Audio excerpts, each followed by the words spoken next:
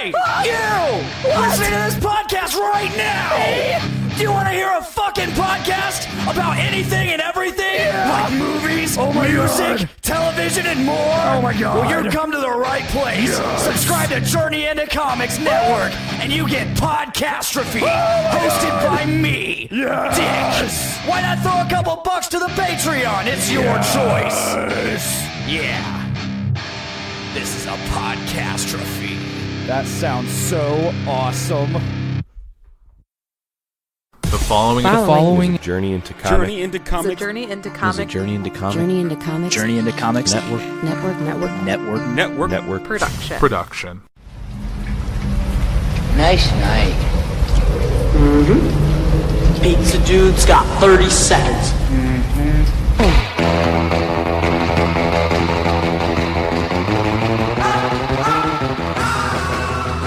Ladies and gentlemen, welcome to episode 2 of Foodies Watching Movies. I'm your host, Nate, today joined, as always, with my co-host, Veronica. How you doing? I'm doing good.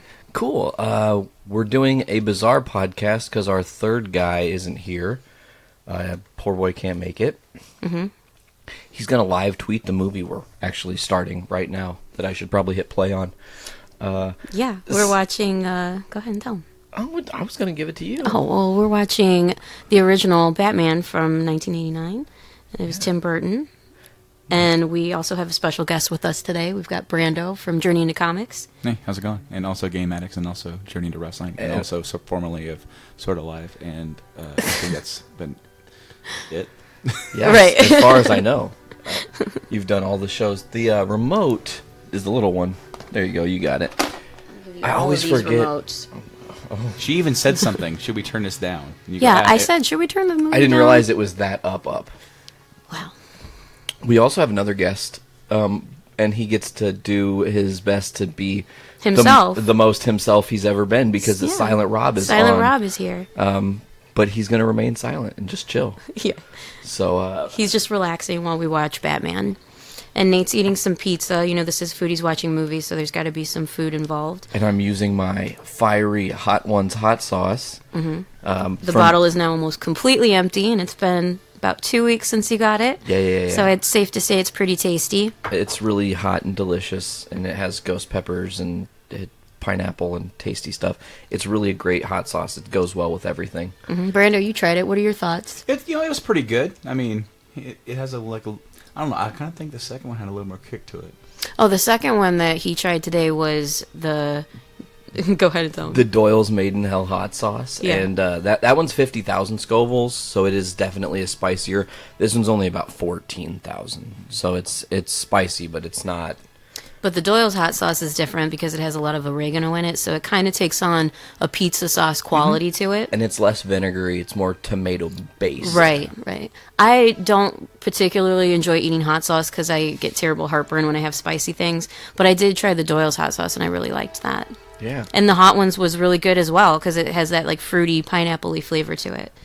First appearance, train of my existence. I heard it, train. Get out of my life. Well, we are, in Northwest Indiana with lots of trains. Yeah, that's true. So the entire intro of this movie has been the bat symbol, right? Yeah, they're just going around it. It's so okay, dope. so the one thing that I must say is that to talk about the movie for just a second. So you guys had this on VHS? No, this on Blu-ray. I mean, I No, did. Did you have it on I VHS? did Yeah, have that's it how on you originally watched VHS. it. Yeah, So, yeah. do you The feel, black box with the yellow Do you feel Batman. woefully incomplete without seeing the Diet Coke commercial? Yes. And then the Warner Brothers ball cap little short they did with the Looney Tunes. Yes, Yeah. I totally I remember would watch both that those. every single Yeah. time. The Diet Coke commercial was when Batman went into the Batcave at the beginning, or was that something about? Well, Alfred was on the phone. That's right. It was the. He's like, it seems to me that we're down to our last Diet Coke. I'll be sending some out for some more. He'll be in a black car. Yeah, see, I feel like what you miss with Blu-rays and stuff just automatically starting is that nostalgia vibe. Like when we watched Ninja Turtles for our first show we did for Foodies, we were talking about how at the beginning of the VHS there's this one very iconic commercial that every kid kind of just related to. The Pizza Hut baseball commercial. Yeah, on the VHS. At the very end of the VHS, they also had a commercial for the animated tapes. I do remember that. Because I am the one kid that I remember that would always watch all the credits for the Turtles movie, for the first one, because you had the TURTLT powered rap. That sounded like it was the guy that did the same rap for Ghostbusters 2. Yes, it was so dope. And then you have because so Turtles was originally made like in 87, 88, and took forever to come out. Right. So like some of the music they got for it it's a couple years older, but they got this song that was so 80s, but it was like had a lot of bass. It was called like 9.95. And they even mention it. Like when the two kiss, I think Donnie says 9.95, and they're playing that song. Yeah. And then at the very after TURTLT power rap, then they go into 9.95, and I would sing those songs and dance around, and then they would show the commercial for the cartoon because I'm like, I'm watching the cartoon, not really. Early cool. CGI. Yeah. Oh, yeah, in Batman. And it's amazing looking. Yeah, the shadow silhouette. Ugh. What I love about this movie is how, well, obviously it's Burton-esque because it's Tim Burton doing it, but I love all of his, like, early stuff that he did. Like Edward Scissorhands and, Batman. It's so goth and just, like, creepy, and I love it. Well, the cool thing with this is that this movie isn't overly Burton. Right. It's surreal. It's super surreal. The imagery, the makeup, just, like, the people in general. He does enough with it for you could probably guess that Burton directed this. There's enough in there that Right. I mean, it's not like it's Charlie and the Chocolate Factory Burton. Yes. It's not like over the top like Alice in Wonderland Burton. This is more of a realistic, gritty, dark. It also goth doesn't Burton. have that blue tone. A lot of Burton films do the blue tone, and you know what I'm talking about. I mean, Edward Scissorhands had it. I think Batman Returns actually has a lot of blue tone. I was going to say is that when you turn on Batman Returns, it almost seems like it's like a sequel to Edward Scissorhands at first. Right. It's different. It has a different vibe to it and a different feel. You're right. And that's when they wanted him to come back to the sequel, and he was nervous because he'd never done a sequel before. So one reason how they sold it on him, because they didn't want to lose their director. Right. The guy that gave him this, right? That gave him their big summer blockbuster. Right. So and Batman Returns was great. Yes. I loved that movie. I mean, Danny DeVito as Penguin and Michelle Pfeiffer as Catwoman. Oh my God. Perfect casting, The one reason why they got him to make it is they said, well, just make it a Tim Burton movie, don't make it a Batman movie. So that's why it tonally comes off different. He's trying to get some of the... He tries to mix the tones a little bit because he's definitely trying to go for that Dark Knight Returns vibe. Yeah. That darker feel. But they still wanted an action blockbuster. They wanted that was going to be appealing to everybody. And then they also have like some of that old 1940s gangster. Yeah. With the trench coat and the hats. But then the cars all look 80s, so it's like this weird... Vicky Vale's giant blonde hair. Yeah, this movie kind of sits off in its own little tone, whereas Batman Returns kind of has its more goth feel, then Forever kind of has its more neon feel, and then Batman and Robin takes that to the next level further. Cartoon. But then all the cars look from 1940s. So, this first movie, it does a really good job, even though it has sequels, of standing off by itself completely. This is something that never happened. The Two-Face, played by Billy D. Williams. Oh, yeah. Harvey Dent. Really cool to put this in the first movie, though. Yeah. Because in Batman, throughout the comics, you have, characters that are around before they ever become anything else, before they change, before they metamorphosize into something else completely.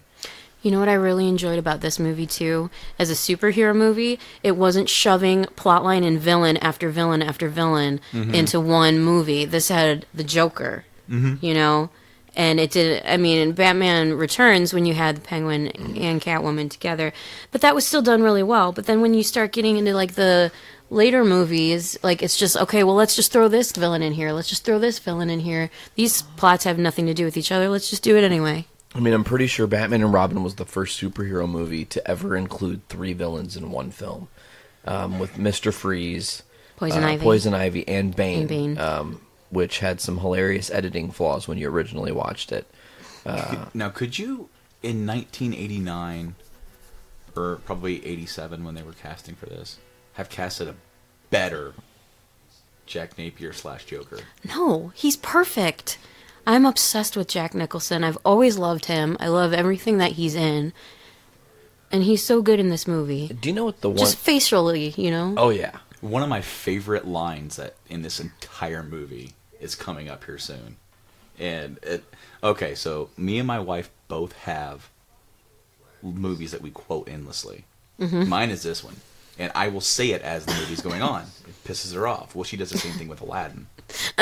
Okay, and it's actually the line that's coming up right here. He goes over to the mirror, and of course, in this scene, he's cheating with the boss's girl. He's kind of. Should put the captions on there so we can. Oh, you know what? I can totally do that because I am in fact hearing impaired. Okay, so he's going up to the mirror, checking himself out. She comes up behind him. You look fine. He turns back. I didn't ask. I love it. It's like, bitch, please. Get out. He is such a pompous asshole, and I love it. I mean, because it's a different... Okay, this movie, they did a different thing with it where, this isn't a Batman origin movie. Right. This is a Joker origin movie. Right. Because Batman, it's like Batman Year One or whatever, but they don't go into a whole lot of detail as to why he's doing what he's doing or his training or anything like that. Right. They take it more... That's what they did in, like, Batman Forever, right? Or no, Batman... Begins? No. I was talking about just the ones from the 90s, the one with Val Kilmer. Batman and Robin. They go Forever. back. That was Forever, okay. In Forever, they do go back. And that they was show more of him his as a origin kid, story, yeah. in a way, but they also the whole thing with the Dr. Chase Meridian, Yes. delving into his psyche. Yeah. I would say that would be the origin movie. Total side note for this, but this is back to '89 Batman. Mm-hmm. Do you know what movie Keaton is doing before this movie came out? Like the movie that was released right before this in his repertoire? And it's like a complete 180 if you... Beetlejuice? No. Oh. It was Johnny Dangerously. Oh, yeah. And it's I don't think I ever saw that. Oh, it's so good. It's so hilarious. I can't believe you haven't seen that. Yeah, actually. I haven't seen that. We'll That's have to one watch that should be on my list. Hey, here's the pilot from not Robert Wool, but the crummy fat cop. He's in Star Wars. He's Porkins. Yeah. Yeah, this reporter guy is so creepy looking. Like, what else has he done? Nothing. He disappeared into the nothingness. Well, I mean, he looks like a weasel. He reminds me of a weasel, that reporter. I love the vibe again. Of course, he's this dude. With the they all have that. This is so like neo noir. You know what I'm saying? Yeah. This is very. They do a good job with the noir. soundtrack too, with the piano and then of course, I mean, all the Prince numbers and everything. Yeah. He's got a little money sandwich here. So speaking of food, today we were thinking about having wings. Yeah. Bat wings. Yeah, we were going to make bat wings in honor of Batman, but we have not yet done that. We're running kind of out of time. I might actually have to duck out a little early this episode. Speaking of wings, though, like I'm really glad you brought that up because wings are something that it's like I love eating wings, but then I've also found my love for trying to cook wings. Mm-hmm.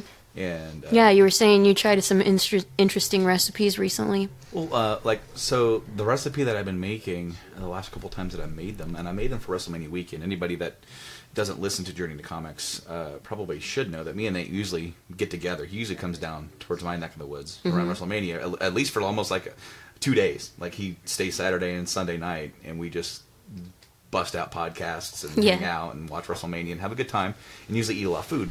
Become sleep deprived. Pretty much, yes. But like this year, I said I was cooking wings, and I found this recipe to make them in the crock pot. I've never tried that before. That sounds really strange, because normally when I think of wings, I want them to be crispy, and then I want them to be like tossed in sauce afterwards. Mm-hmm. But I could see how they would come out really tender, right? Oh, they come out. They fall off the bone. Okay, yeah. So you put the wings in to the crock pot with, I would say, probably about like a 20-ounce bottle, maybe a little less, however much you need, of root beer. Root beer? And then you do 1 cup of barbecue sauce, and you can put salt and pepper. You can put anything. Now, here's where you can really experiment, because you can do anything you want. You can spice it up with some cayenne, which I actually did on one of my variables. I put a lot of cayenne and some red pepper flake in there. Really kick that up a little bit. And then, of course, you can use whatever sauce you want. I used a Casey Masterpiece habanero sauce, and it really kicked that one up. But you can use any sauce you want, and then you cook those for probably about 4 to 6 hours when they're on low. When they're nice and done. And so then you take them out and place them on like a baking sheet. You can use anti-stick stuff too if you want. Slather them with sauce on both sides, brown sugar. Sprinkle brown sugar on them. Yes. Put them in the broiler for 8 minutes. Don't do any longer than that. Oh, so that like caramelizes the brown sugar and it kind of cooks the Melts sauce it. too, and then it gets a little bit of a crunch to it. oh, that sounds so good. So it's like they're not tossed in any breading, but they're just naked, sauced wings, and they're so freaking good. That sounds delicious. We do have a Walking Dead premiere we're going to host. We Yeah. could make wings for that like this. We could do that, yeah. I'd be down. I did another That's coming up variation soon. that day when I made General Tso wings. Ooh. Those were good. And I don't remember the exact recipe I used for the General Tso. I looked up a General Tso, like, Just online? yeah, and because it didn't correlate into, I just kind of used that, and then I put them into the crock pot. And then you do the same thing with the broiler, because see, what the broiler will do for that amount of time as well is it'll kind of crisp up the outside of the skin. Yeah, because you're putting direct flame from on top. It's not like convectionally cooking it where the heat's all around. It's coming straight from the top. Yeah, so you're doing that very quickly. So what like I've sprinkled sesame seeds on top of that. Nice. And so it kind of gives it a little bit of a nice touch. Like a little Asian flair. Yeah. That sounds great. And I made all 3 of them, and then Well, man, now I really wish we had made some bat wings. well, yeah, it's unfortunate because I was running late today because of my kid. Because he woke up late, and I wanted to see him yeah. and feed him.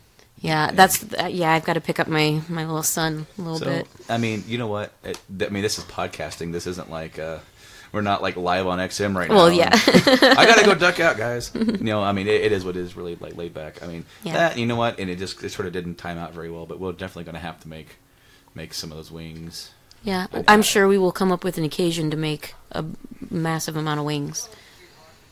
Yeah, pretty much any occasion Yeah, we can any make wings. occasion, I mean, our go-to is usually pizza, but we've been making a lot of different things lately. We've Yeah. been making a lot of different desserts lately. I was just going to bring that up. You Yeah. and Sarah came up with, in my opinion, the most different treat I've ever had. It was so good. So Sarah had this amazing idea that we should make gourmet Rice Krispie treats, and I thought, well, that sounds delicious, of course.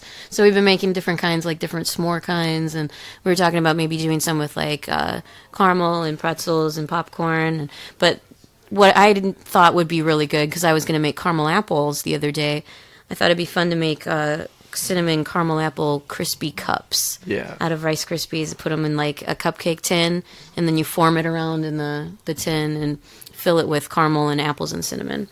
And it was so good. It tasted great. When they were, we used Honeycrisp apples. They were very crisp and juicy. I had like Werther's caramels. They were great. 6 different ideas how to make them better too. Yeah. Because like I was thinking, what if we put the caramel in with the marshmallow before we put the Rice Krispies? I Let thought it about really that too. come in together. But the thing was with those things is we melted Werther's caramels on the stove with just like a splash of water, and then we mixed the apples in with it, and then used it as like a pie filling essentially. And I liked how we did it because the caramel just kind of naturally sank to the bottom and made this super caramely like crust almost. It did. It really did. Yeah, and so I liked that you could taste the marshmallow independently from the caramel as well, so it wasn't overpoweringly sweet. It had a nice balance and crunch to it. Now, I will say real quick, as missed our opportunity for Easter eggs, this should have been called Cobblepot Casino. I mean, it would have been perfect. Back to Batman. Okay. Yeah. Yes, because he's hosting it at his mansion. I mean, But I'm saying they could have been like sponsored by. yeah.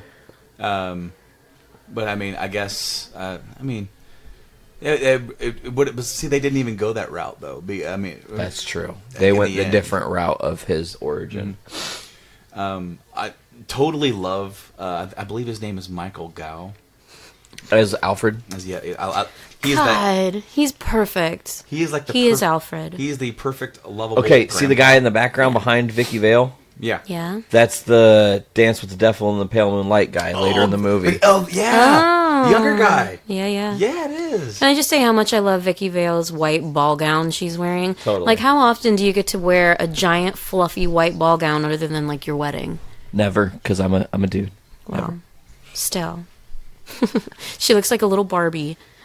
I want a Barbie of her. And I gotta say, I love Keaton as Batman. You know what? That's a controversial opinion, but Well, no, he is my favorite movie, Batman. he's great. And I love Alfred. There's so many funny things about this movie that you just have to pay attention to this movie to actually notice. Well, it's indicative of like who he is. Like he's always picking up after Bruce. Right. He's just, the butler. So he's just right there behind him. And see, the thing is that like originally this movie was supposed to be a comedy. Was it? Yeah, Bill Murray was in line to play Batman. Oh my God. Eddie Murphy was in line to play Robin. Oh my God. And I'd see that movie. I mean, it would have been hilarious. But yeah, I mean, I'd see that movie if it came out in the 80s. I believe 80s Eddie Murphy and 80s Bill Murray. I mean, I love Bill Murray That was sort now. of before Burton got attached and they kind of shifted like tone with it and decided to go another way. But see, Keaton had been known as such a completely different actor, so that when they placed him in the role, there was a backlash. Just like there was a backlash with Heath Ledger. Just like there was a backlash with Ben Affleck. I mean, for some reason, whenever there is a new actor coming in that's not necessarily associated or has a bad rap, like George Clooney. So no one said anything Clooney. about George. He is the worst Batman ever, and he'll be the first person to tell you about it because I've read articles, like interviews with him, and he'll be like, "Yeah, sorry about that, guys." He knows he was so awful in it. And if they ever did like a true to film Dark Knight Returns film adaptation, I would actually give Clooney a nod at playing him again because I think now is a more seasoned actor. Well, yeah, he wouldn't be. It was like he was a cartoon of Also, George Clooney playing Batman. Tonally, it would be better for him. Oh yes, Yeah. Now that he's older and a little more grizzly, and he would love to like make up for that, God, that would be good. King That's a of good the Wicker idea. People. This is one of my. That's one of my favorite scenes. quotes. Yeah, this is one of my favorite scenes too. That should be another one of our Foodies Watching Movies games. Is celebrity casting, like fantasy fantasy casting? casting. could Yeah, do that. a fantasy cast. Brando, you're familiar with a little bit of Foodies Watching Movies. Mm-hmm. I've listened to both episodes. You're aware of our game, our movie-to-movie game? Mm-hmm. Poor boy, who's not here, gave me the special request. He said, I really want to see Brando's mind. Yeah. And he goes, I want you to make him connect two Batman movies. 1989 Batman. So we're going to do 1989 Batman and The Dark Knight. Yeah, see if you can connect those two movies via actor. And you can take your time, think about it. You don't have to rush your answer. We can move on and start doing other things. Keep that in the back of your head when you feel like you're ready to maybe bring the idea to light. And Let you can't us know. use like TV shows, right? It's just movies. only movies. Only movies. Only Now, movies. I had something to say. I was going to say something right before you said that. I want to call you out on past episode. Oh, damn. I'm calling Nate out because he botched something. I did. Die Hards. What? What's the name of the second Die Hard movie? With a Vengeance. That's number 3. Okay. Die Hard. The second Die Hard is called Die Hard 2. Yeah. It's just called Die Hard 2. Die Hard 2, Die Harder. Oh. Die Hard with a Vengeance is 3. Called out. I would drop the mic. But You know what's really weird, though, that you bring that up, because actually I wanted to kind of call myself out anyways, because you're speaking on the Bruce Willis movie-to-movie we did. Mm-hmm. Or filmography. Filmography. Right, we went around and we did the filmography. Yeah, that's right. And actually, by technicality, Veronica should have been rewarded the victory, because she says in the episode, Sin City 2. Ah, yep. And I said, no, he was killed, and he's probably not. I don't think he's in Sin City 2, just but a ghost. he's a He ghost. Was in Sin City 2. He is. So I won. Well, Sorry. Sorry, I get really into it sometimes. oh, that's okay. Take I'm about it to really down. get into this last couple bites of pizza. On air, by the way. Look what I did. Oh, yeah. I finished it. You finished the hot ones. I don't know what to do here. I'm a little bit lost. Sean Evans is going to have to come on our show and challenge me to eating hot wings. Except for he does it professionally, so he would probably kick my ass. He would definitely kick your ass. But I wouldn't be afraid. No, I would- you would do it. I would and you get would all the get way through through it. Yeah. But then you'd Ugh. like... Brando, But you can't really drink milk either. Though, that's true. I would have know to drink lactose almond milk, intolerant. so that would be an interesting dichotomy. I actually have had conversation with Anthony, and we've considered buying all the sauces they use on hot ones and actually just doing the challenge ourselves and filming it. Because... It's kind of funny that you mentioned that you can't drink milk. Yeah. Okay, so here's an Easter egg for game addicts. I mentioned I was playing Mass Effect 3, right? Mm-hmm. So in the Citadel DLC, you can throw a party. One of your team members is up there and says that, can't believe you actually have, cow's milk on the Citadel. You found it. I know how you did. She goes, can't really drink it. It's not so much as that I'm lactose intolerant. I just don't put up with lactose's bullshit.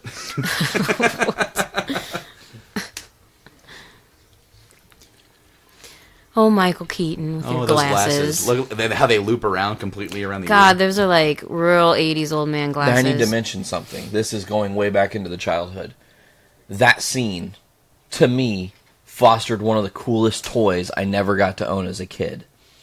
Because you could own Wayne Manor from '89 Batman, and it had the cave under it with all the different monitors. Oh my God, I remember that. And it was phenomenal. I completely forgot that was a thing. I totally remember the commercials for that. I didn't have it. The only things I had from this movie were I had Batman and Joker. Batman had the grappling hook built into his belt buckle, and he would pull himself up.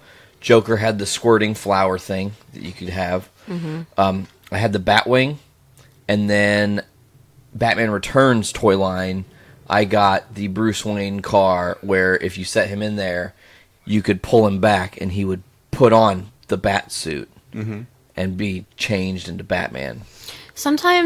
Sometimes I get this movie confused with Dick Tracy. Oh. Because it looks so similar with that 40s noir vibe and the costumes and the cars. That was another great 80s movie. It was Dick Tracy. So the connecting movies. Yeah, movie to movie. Oh, yeah, you thinking about movie it? to movie, yes, I am. Okay. Now, can you use sequels? You can use You as can long use as any it's movie. a film, as long as Okay, so he wants me to connect this movie with Dark Knight. Correct. Okay. So then Oh, I think he's got it. So then you would have to put Jack Nicholson, who's in this movie, who is with Leonardo DiCaprio in The Departed. Oh, who he's is on in it. Inception with Tom. You could go that way, or you can also go with Just Joseph Gordon-Levitt, who was in Dark Knight Rises, who was with any of the other cast members. Michael Caine too is in Inception. Okay, I wasn't. There you go. Wasn't 100% sure that he was in that. Wow, you did that super fast. That was a lot quicker than I was expecting, actually. Yeah, that was So. super fast. We don't usually do them that fast. Man, that was good. I thought it was going to be a lot harder too. It was for a second until I remembered that. Leo. Well, I was trying to figure out which actor from this movie to connect to what, and because the real challenge will be taking Keaton and going that through. Yeah. Because Keaton only does what he really wants, right? Like, only recently has he started doing like bigger roles for some payday, because obviously he's going to probably stop acting within the next 10 years. Yeah. You know, so he's going to want that Spider-Man, you know, Homecoming vulture money. Of course. I mean, because he's done, you know, he did these big roles back in the 90s, and then he sort of laid back. He made his money, and then he can make the movies that he really wants to make. And then now, you know, his kids are growing up. I assume he has kids.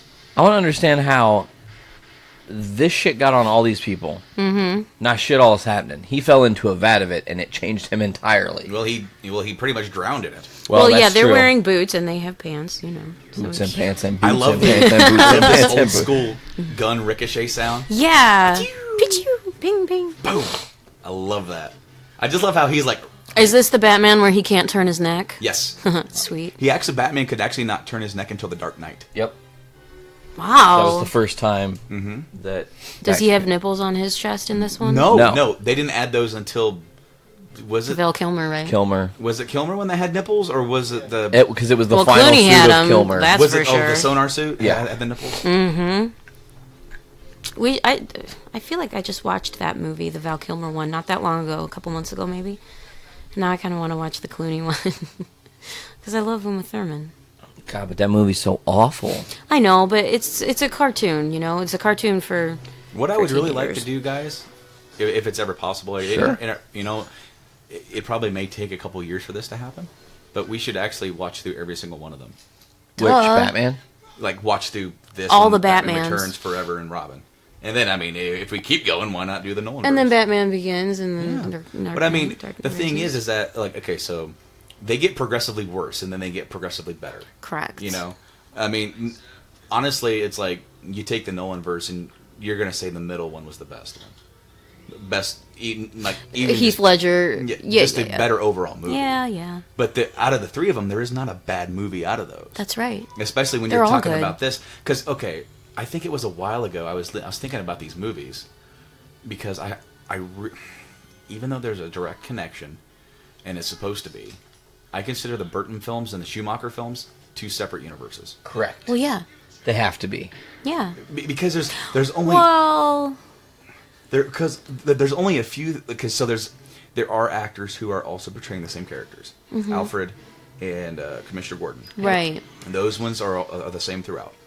But then you also have there's a little Easter egg stuff talking about prior movies or prior relationships. But then again, it doesn't make any sense because in Batman and Robin in the jail or in the Arkham Asylum, they have Two-Face's outfit hanging up like he's Yep. Yeah. I was gonna say that. Yeah. and he's dead. So, but see, to me, it's like thematically, you have this set over here, you have this one in Returns that have a certain set feel. Even though Returns also has a different tone and feel to it, you get the connection. This is the same universe. Yeah. Yeah. But then, as soon as you go to Batman Forever, it's almost entirely changed. Yeah. Everything is changed. Like the mood, the lighting, the writing. Sure, Gordon is the same. Alfred's the same. Suit's different. Suit is different, but still similar Batmobile's enough. way different. Yes. You're talking about Batman Returns? Batman Forever now. Oh, okay, Batman like, Forever. when you get that was completely different. It was more like that's popcorn movie. kind of like EDM. It just reminded me of EDM with all like the Which one? the Val Forever? Kilmer one. Are you just? Yeah, are you with, like, only all the- talking because there's the glow people? There's tons of glow people. Yeah. Yeah. You're right. There are a lot of glow people. Yeah, I mean, just the color scheme in general is totally different. Like, this movie, the 89 Batman, and even Batman Returns kind of reminds me of that movie American Psycho, in that, like, 80s excess, like, city vibe. And then when you get to the Val Kilmer one, and then later the Clooney one, they've gotten more and more unrealistic, you know? Less gritty and just more fun, you know? And silly. I love how she already has a date with the guy. Like, Yeah. like they barely even talk. I didn't see them exchange numbers. Nope. I didn't see hey. And she's, like, always in white money. because There she's it so is. Rob, pure. yeah, Rob called it. And she's in that little puddle jumper, and he's in this like England castle. They're way the fuck far away from each other eating soup. Yeah. Maybe we should have just had soup today and ate really far away from each other. Well, I wanted to order pizza again because there's a pizza scene in this movie. Like when the Joker's going to, isn't he carrying in a big pizza?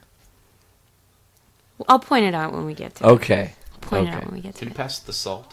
Huh? He has to walk all the way across the table. He's not passing it as he is carrying it to her. I will bring you the salt. Yeah. What a weird, awkward date. And the candles aren't even lit. Yeah. And the fireplace is not going. Totally not romantic. You have a very hard time direct- finding the house. She's already been there once. He's making small talk. He's so awkward. See, the thing about the Keaton Batman is that he most Batmans you see you have a definite dichotomy between he's definitely portraying a certain kind of Bruce. Right. Like a Playboy right. Bruce. This Yeah. guy, this Bruce is just awkward. He's just kind of a nerd. He's a nerd. He's just kind of a weirdo. He is, but he's also he's a very He's tortured eccentric. soul. Yeah. He does. Well, Keaton really can bring some depth to any kind of role he's in and still be funny and light and entertaining. And see, when you get to Batman Returns, he seems like he's gotten more at peace with who he is and what he's doing because he seems more laid back and attuned. Mm-hmm. And here, he's very much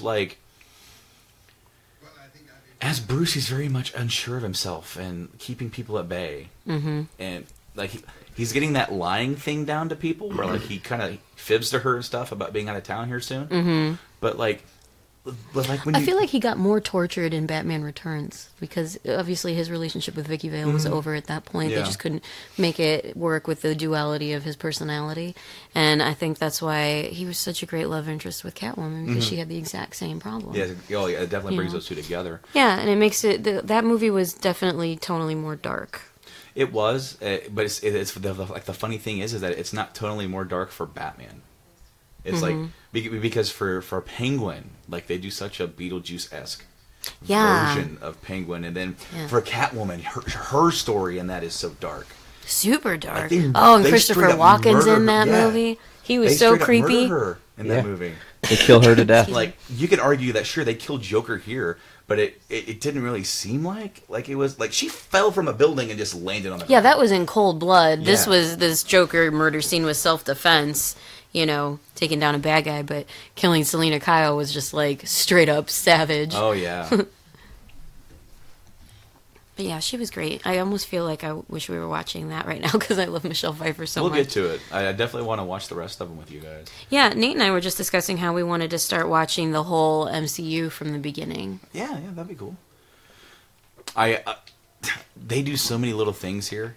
I really, they do, the way that Jack got into this and he just ate it up and went so over the top. But see, the thing is that him going over the top in this one led to the other villains and their portrayals, because so if you look at Batman Forever, there's only 1 or 2 scenes where Two-Face is actually Two-Face.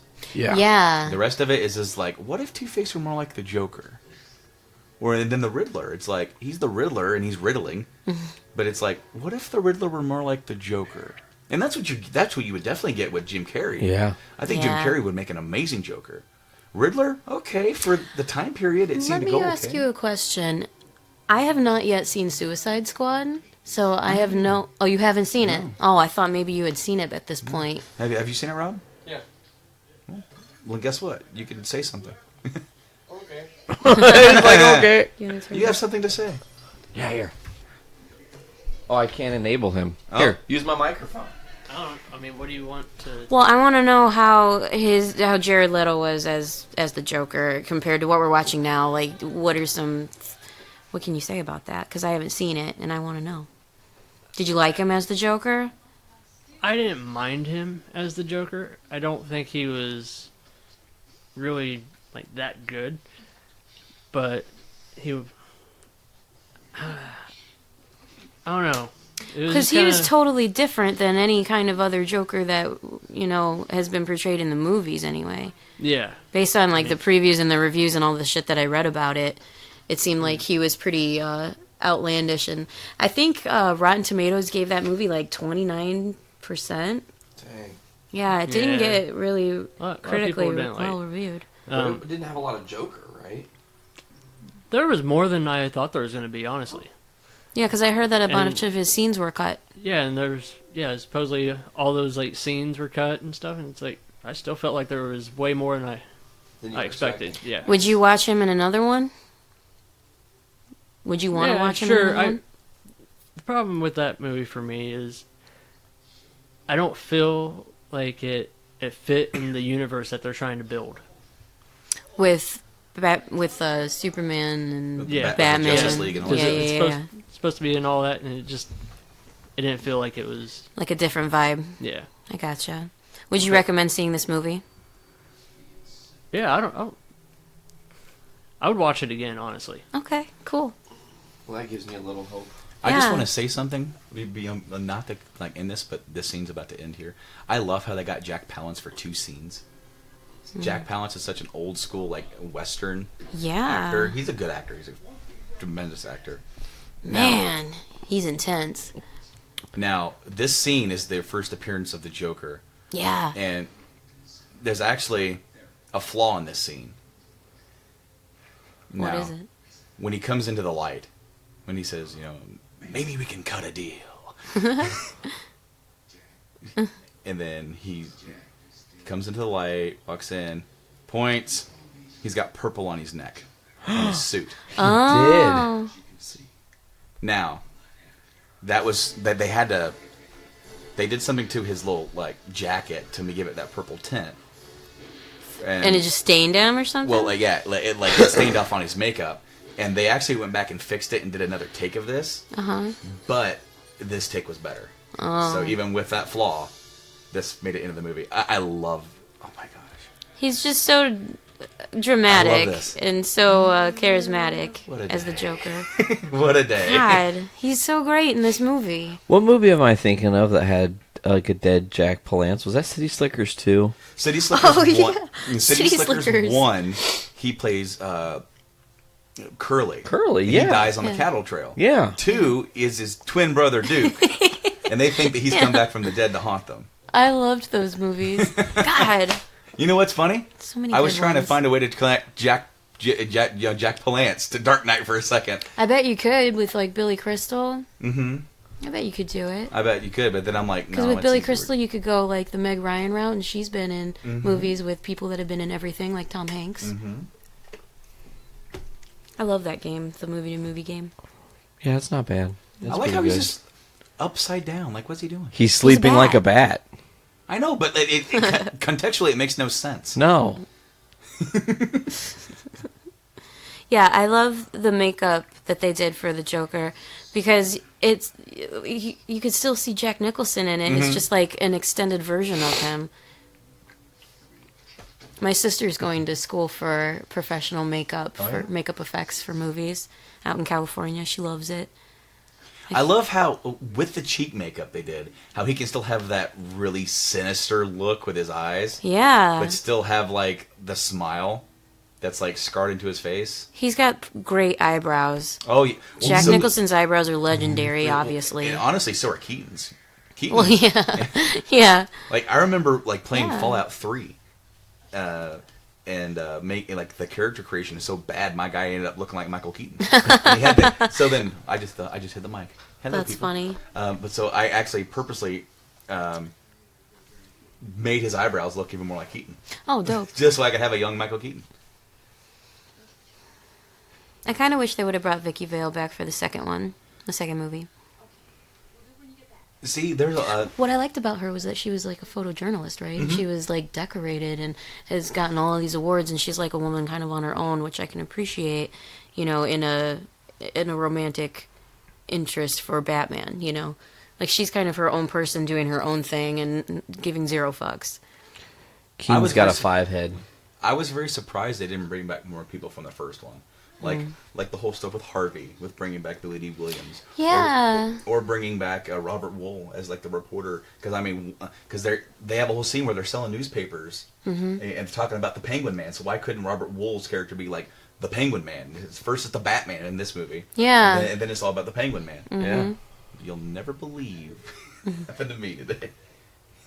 Oh, God, his poor He's wearing Joker's the beanie. girlfriend. And then...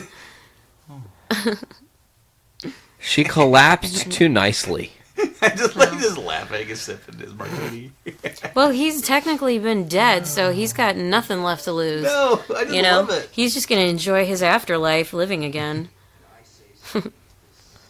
Yeah, this is very Dick Tracy, this gangster scene. That looks like Stan Lee over there. It almost. did, yeah. I love the costumes in this movie. His eyebrows, dude. Man, what is it with the eyebrows? I love how they did makeup on makeup. Yeah. For this effect to make him look like he was Jack again. Yeah, they put the darker foundation over his white makeup, over his prosthetics, over his face. Had to have been hot as shit, right? God. I wonder how long the prosthetics took to make in this movie. That's something that we should have looked up. Some trivia and stuff.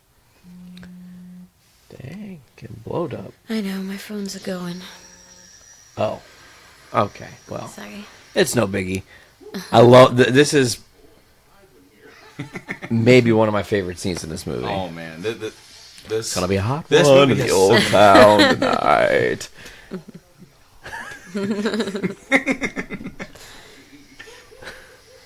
So, Brando, who's your favorite Joker? It's Nicholson. Yeah? It is Nicholson, okay? So you must be super pleased we're watching this today. Oh, yes. Well, okay. Here's the thing. Okay, so you said that, and it's almost a trick question. Because if we're talking about strictly films, it's Nicholson. If you're saying best Joker of all time, it's Are you Hamill. going to say him, Mark Hamill? It's Hamill. Hamill's, like, he can be this, but then he can also be, like... Creepy as hell. Yes. See, He has multiple dimensions of Joker and- in one being. And you got to give Cesar Romero a nod. Oh, of course. I mean, he was Well, yeah, that was in an Jack era Nicholson's inspiration. in an era that is totally different. Batman, the goofy, fun-loving, you know, it's trying to almost be a larger-than-life comic book come to life kind of show. Right. He killed it, and he said, "I don't give a fuck. You're not gonna cut off my mustache. Just paint over that shit. I don't care." Oh, so this is interesting. I have on VHS the original Batman from the serial that was released during I think it was 1944. Wow. And it's a serial, so you'd go and spend a nickel at the theater every week and watch a new Batman. But it was this terribly, terribly racist story because, it was during World War II, so the enemy was a Japanese mafia person or, whatever. But it was actually, they had a lot of really interesting things about that old black and white serial. And I have it on VHS, I just haven't found it. I think it's at my mom's somewhere. That'd be awesome to watch. Yeah, I know they have it on Netflix at the DVD rental. If you have the option to have DVDs sent to you, you can get that sent to you. Man, I don't know anybody who really does that anymore. I don't. Who does what? The Netflix get the DVD DVDs. rental. Oh. Because they've increased their streaming so much, you almost don't even need to. Yeah. I like how, tonally, the whole scene changes when he's alone with the dead Tony. Mm-hmm. He's talking to, a crisp body that looks like him. Well, he's just losing his damn mind. Yeah. Excuse me. I'm getting over a cold. I apologize. I sound kind of horrible. This is a subsidiary of the Journey into Comics podcast, and I'm sure we've sounded worse. Yeah. Well, like I said, Journey into Wrestling this week, I was straight dying, and What is it with the 80s and having gigantic glasses? It's like they got bigger and then smaller again. They did, yeah. And now they're starting to get bigger. Yeah. I'm wearing my Garth glasses.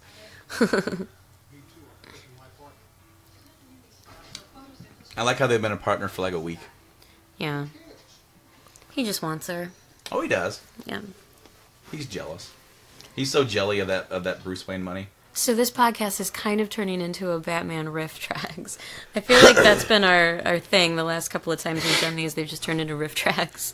Well, I mean, sort of. We're commenting on the movie we're watching while we're also talking about other things. We've talked a little bit about food.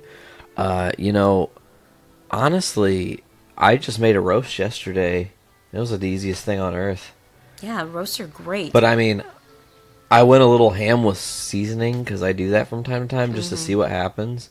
And I put a shit ton of pepper and some salt, and then I used garlic powder and this meat seasoning, and it was phenomenal. My favorite roast recipe is for a crock pot. You put in the roast, and you mix a cup of water with a packet of Italian dressing seasoning and a packet of ranch dressing seasoning, and then you chop up your onions and carrots and whatever else you're going to put into it, and pour it over the roast and cook it for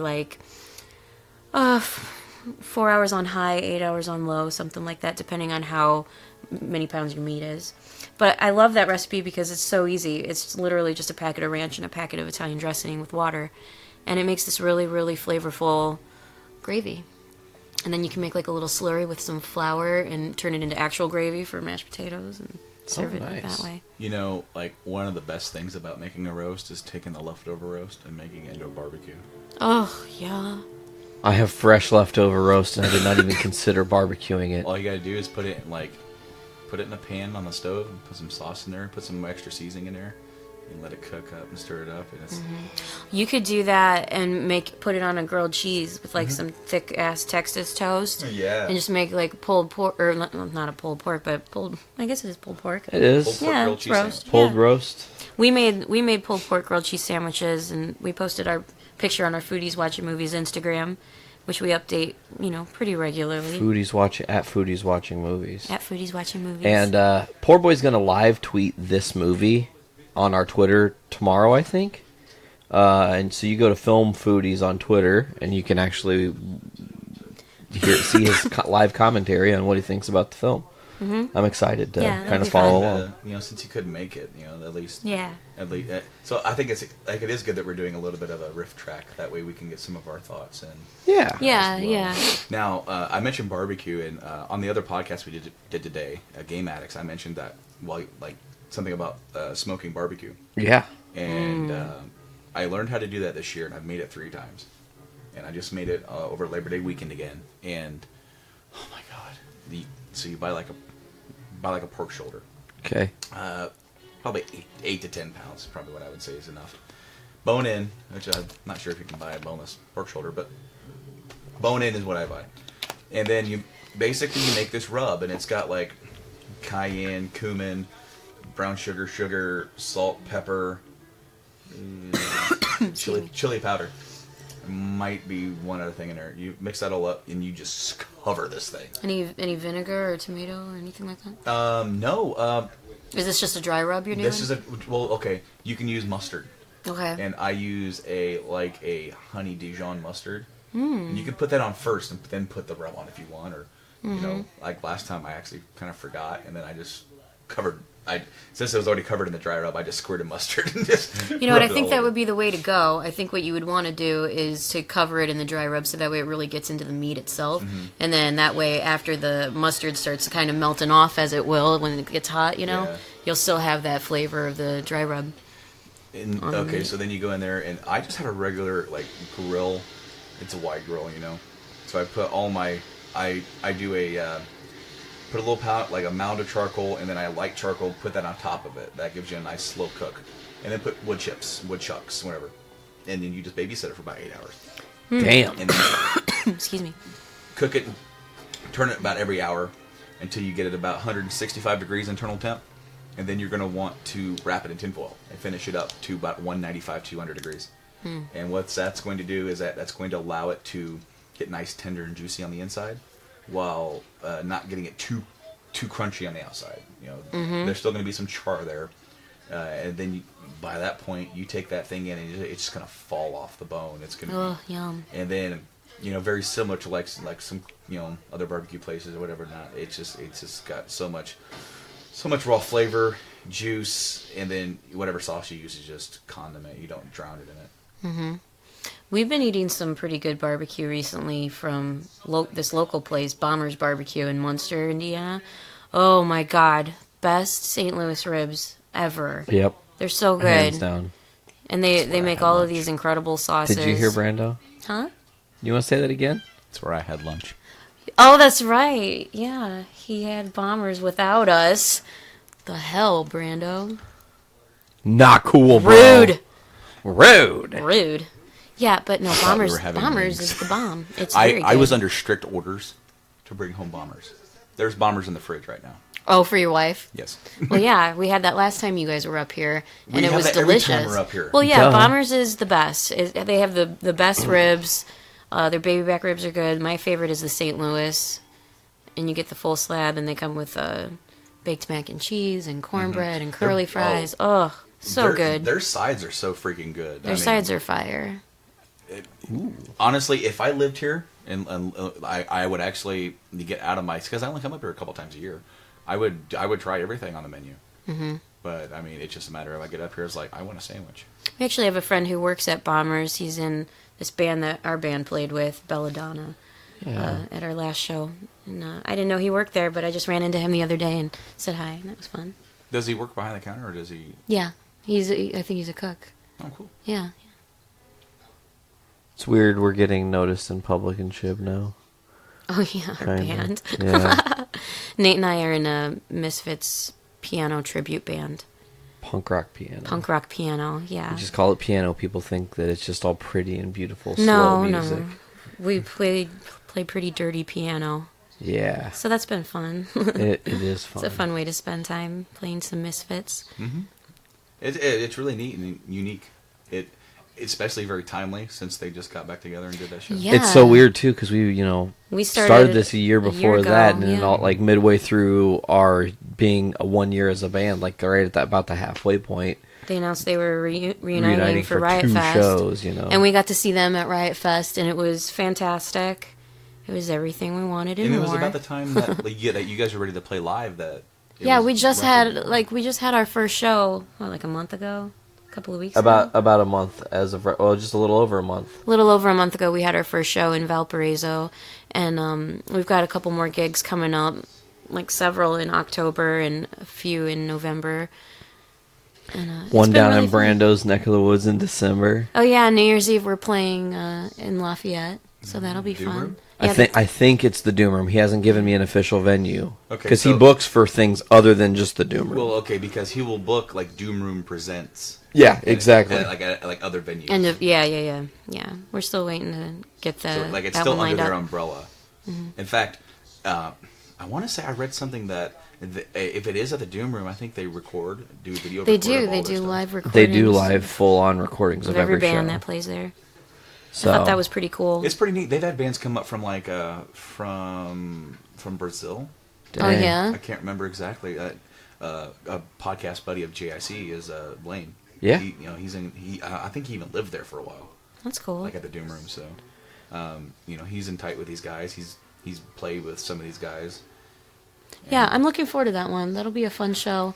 It's, being sick, it's been hard because I'm, singing in this band and playing dirty piano. And it's been hard to get a lot of practice in because I've been sick for so long now. Can I explain dirty piano? Please do. So we take the electric piano and run it through actually like a distortion pedal, and it gives it this crunch that's different.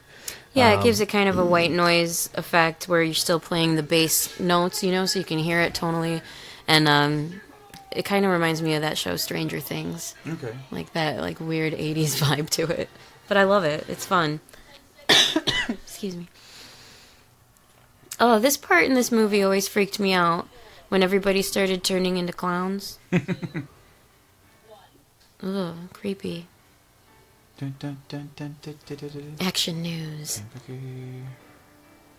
Cue Becky. The old 80s shoulder pads. God, and her haircut. My goodness.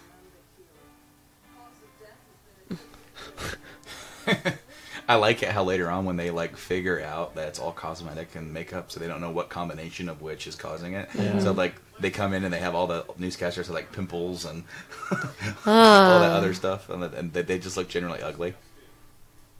Yeah, this part's super creepy where she starts having a reaction on screen.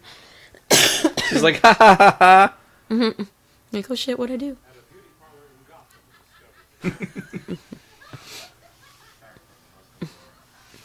So I hope our listeners are watching this movie too, so they know what we're I don't know, laughing Brando, at. you are a listener of this show that isn't directly involved with this show.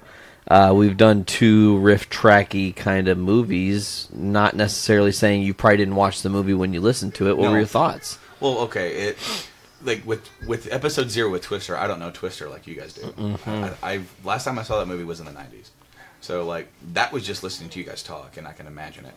Turtles, I know from the back of my hand.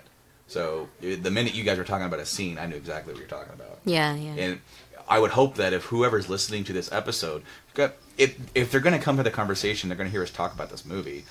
They have to understand that if we're watching a movie, at some point you're going to have to turn around and talk about the movie. And just sometimes it's difficult to sit here and just explain everything that's going on screen because you just want to enjoy it. Right. But if we've prefaced it with Love that Joker. if this is the newsroom scene where she just starts cackling, then you since we've already prefaced that, you have to think that. I hear what you're saying, man. Yeah, I mean, people have to know what they're getting into when they get into a podcast. Exactly. So it's while you guys may not always be doing a riff track or have a movie on, I mean, because really this is almost like a mixture. Yeah. We did the riff track on Spider-Man about a year and a half ago. And so that was us literally sitting here just talking about the movie. We didn't talk about anything else. Nope. And in this, we've sectioned off. We talked about food. We talked about other movies. We did this. So it really is almost like the movie is the basis of the conversation that begets other things. And then it's if we Right, did, and we were going to be doing this anyway, so... just sitting around watching a movie and eating and talking about it. This is just what we do on a normal basis, Our life. so That's just pretty much record just it. recording what we're... That's almost already essentially doing. what kind of happened with me and Mike. That's what we talk about anyways. Video games. Why not? Right. Why not record it and put a little format to it? Right. Oh, here it is. Here's that scene where they all look ugly. And Oh, yeah, they're all haggard. You got that big zit on his nose. I never noticed that in all the years of watching this. I never even... You didn't realize he looked like hot garbage? No, I don't give a fuck about And what then they her look hair. Excuse me. Like, this would be even better and funnier in like the high def era. Ew. You know? Yeah. You'd have to be really, really on your makeup gang. Like, my sister's at that school, and there's a whole 2-month course she has to take that's dedicated to HD camera makeup. Because cameras have changed so much, they had to make a whole new class about it. Well, if you remember, like, right when HD TVs were coming out, like, a lot of the, like, local news stations still hadn't figured it out. Yeah, so they looked awful on camera, and you could see, like, every, like, caked-on makeup, you know? There's a whole different way of applying makeup when you're using certain cameras. Okay, so... Is that supposed to be Thomas Wayne in the background? It almost looks like... I don't know. I would assume it would be. I think it's just some random painting. It almost looked like Jack Nicholson. A little bit. Okay, so the scene that's going to happen is that Joker is setting up a date with Vicky Vale, making her think that it's Bruce. Mm-hmm. And boom, boom, boom. Right? That's trust. Right? When he's... It's the... Oh, Party Man. It's Party Man. Because, okay, so this scene coming up...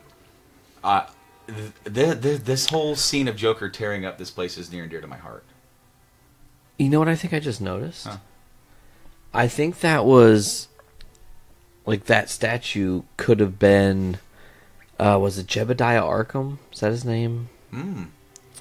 The guy that founded Arkham Manor. Right. Wow, that's delving really deep into the nerd. But you have to know like how his facial structure is, and he was a bigger bearded man. So seeing that statue, it just kind of... But this whole scene, it's very near and dear to my heart. My grandfather on my dad's side. Okay. I only remember like twice him ever babysitting me. He did it more, but there's only 2 times that I can ever remember it. He died in like 94, and I don't really have a whole lot of memories of him. Okay. Well, one of the memories is this movie and this scene. Aww. Because he cracked up. He thought it was he laughed so... And I'd seen the movie 100 times by then. Yeah. And to me, it was just like, whatever. And so he just was like seeing Jack Nicholson prance around. And gleefully. He's cracking up. And I remember when I first started using my wife's Spotify account. And I was going through, and they had the Batman soundtrack. And I added Party Man, and it starts off with the ladies and gentlemen, let's broaden our minds. Oh. It starts off with the Nicholson line, and then it goes into the song. And I remember, like, I got off work one night and found that, and I downloaded it, and it went volume cranked. And here I am at 3 o'clock in the morning, driving down 65. Jamming Party Man? That's awesome. Party Man. I have the actual Batman... this movie soundtrack, the CD, that's awesome. And Returns, and Forever, and Batman and Robin, because Batman and Robin had some great songs, even though the movie was shit. I don't remember any of them. The End is the Beginning is the End, Smashing Pumpkins. No. Gotham City by R. Kelly. Kiss by Rose. No, that was Forever. Oh, here it is. Silence. It's like everyone's just falling where they fell. Oh, God. Jack Nicholson. Let's broaden our minds. He's so great. Lawrence. Oh, Prince. They're just prancing in God. With a big old boombox. Yeah. Like his goons are all dancing. I guess this is a weird, beautiful tribute to how awful 2016 has been for celebs and musicians alike. Well. It was... See, having the Prince songs in this and having him be like... Doing like the Bat Dance music video. And it was a really cool, different way to market. Yeah. And... I mean, Prince was pretty much hot shit at this point, so like it was so different, and actually his music in this is very almost kind of befitting of the artist Joker. Yeah, you know that they're kind of going for in this. I love this part. I always wanted to have a statue that was painted like that. Roman statue painted like the Joker. He does, yeah.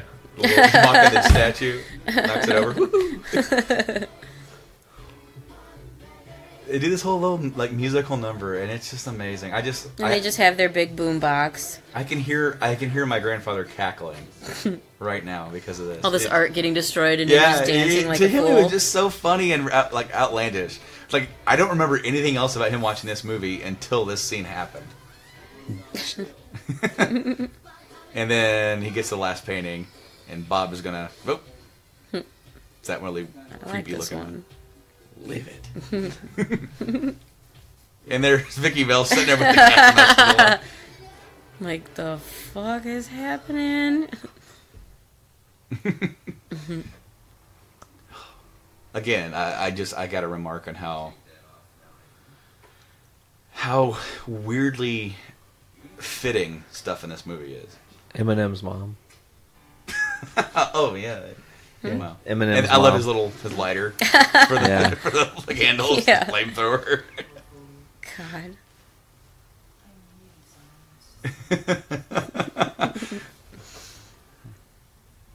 Crap. Crap. Just look, who the hell are you?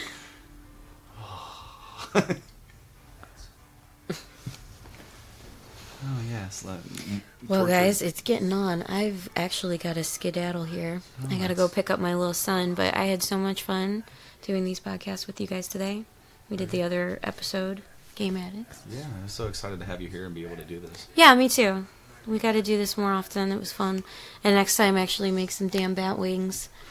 Or We're gonna have to make pizza. some damn bat wings. That's my go-to. Jamming it.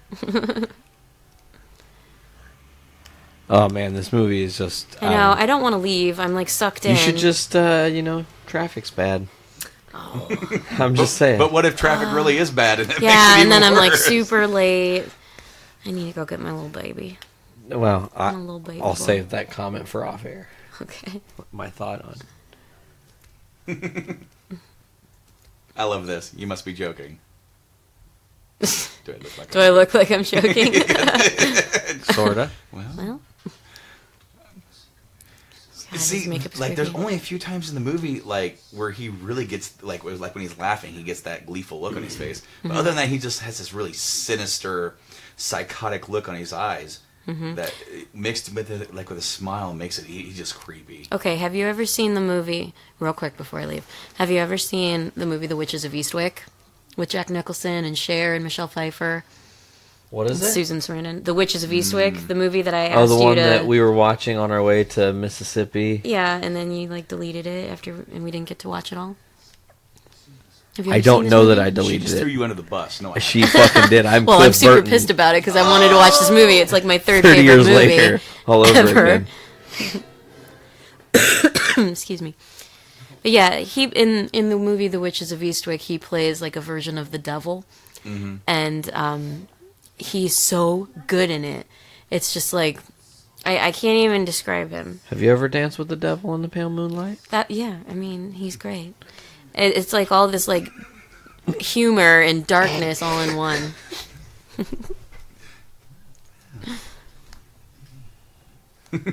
He's so creepy. I thought I was a Pisces.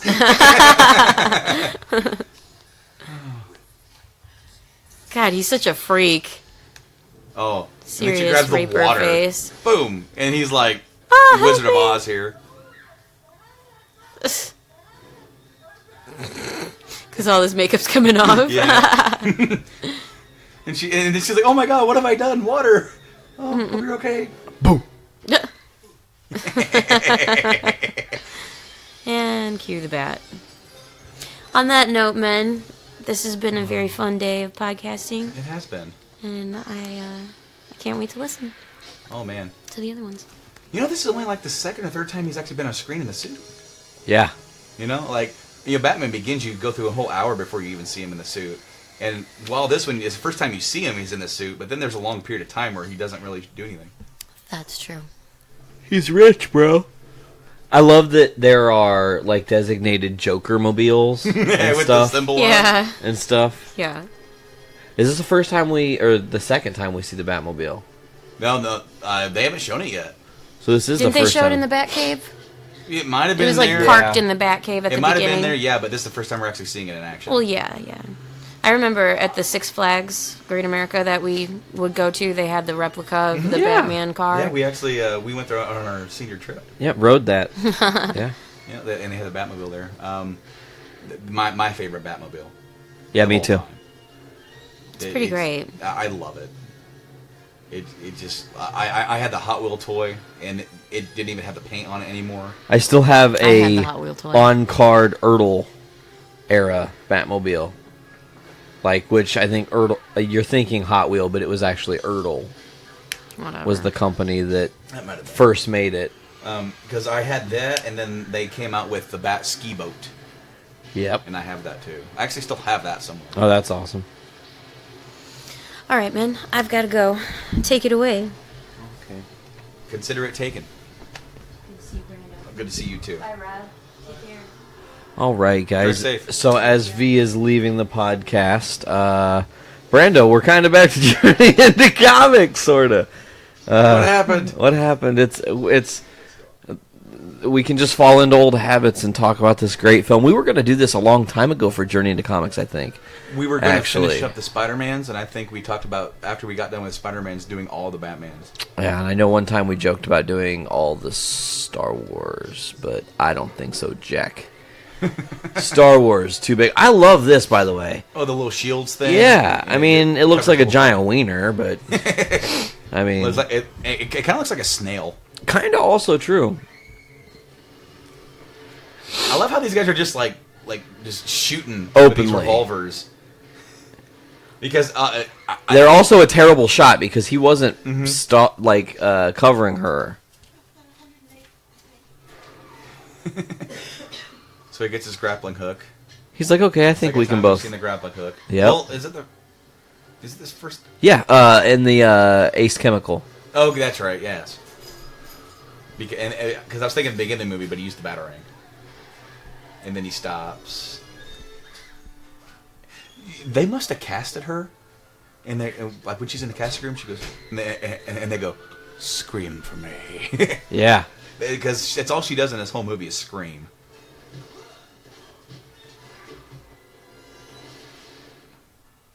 So they just killed him Yeah. because it's just rubber and it's not reinforced. Check his wallet. Bob the Goon says, "Dude, Jack Palance and Bob the Goon are both in City Slickers." Really? Yes. Jack Palance plays Curly, and Bob the Goon plays like the cook. Huh. Mind blown. Mind blown.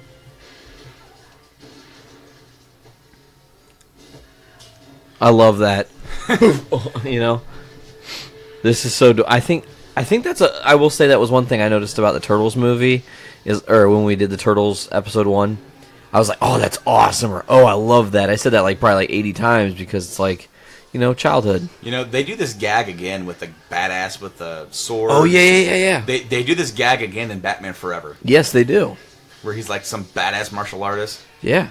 Except for in that one, you see Val Kilmer looking like he's scared for a second. In this one, he's just a badass and bring it. Although, that right there doesn't look like he's like the king of anything. That guy with the swords looked like he just waving him around. Yeah, like he was having like a conniption fit. Oh! Bob the Goon says, "Not today. I'm not going through this." Of course, she's getting all this So footage. now she definitely just took a picture where most of his mask was up.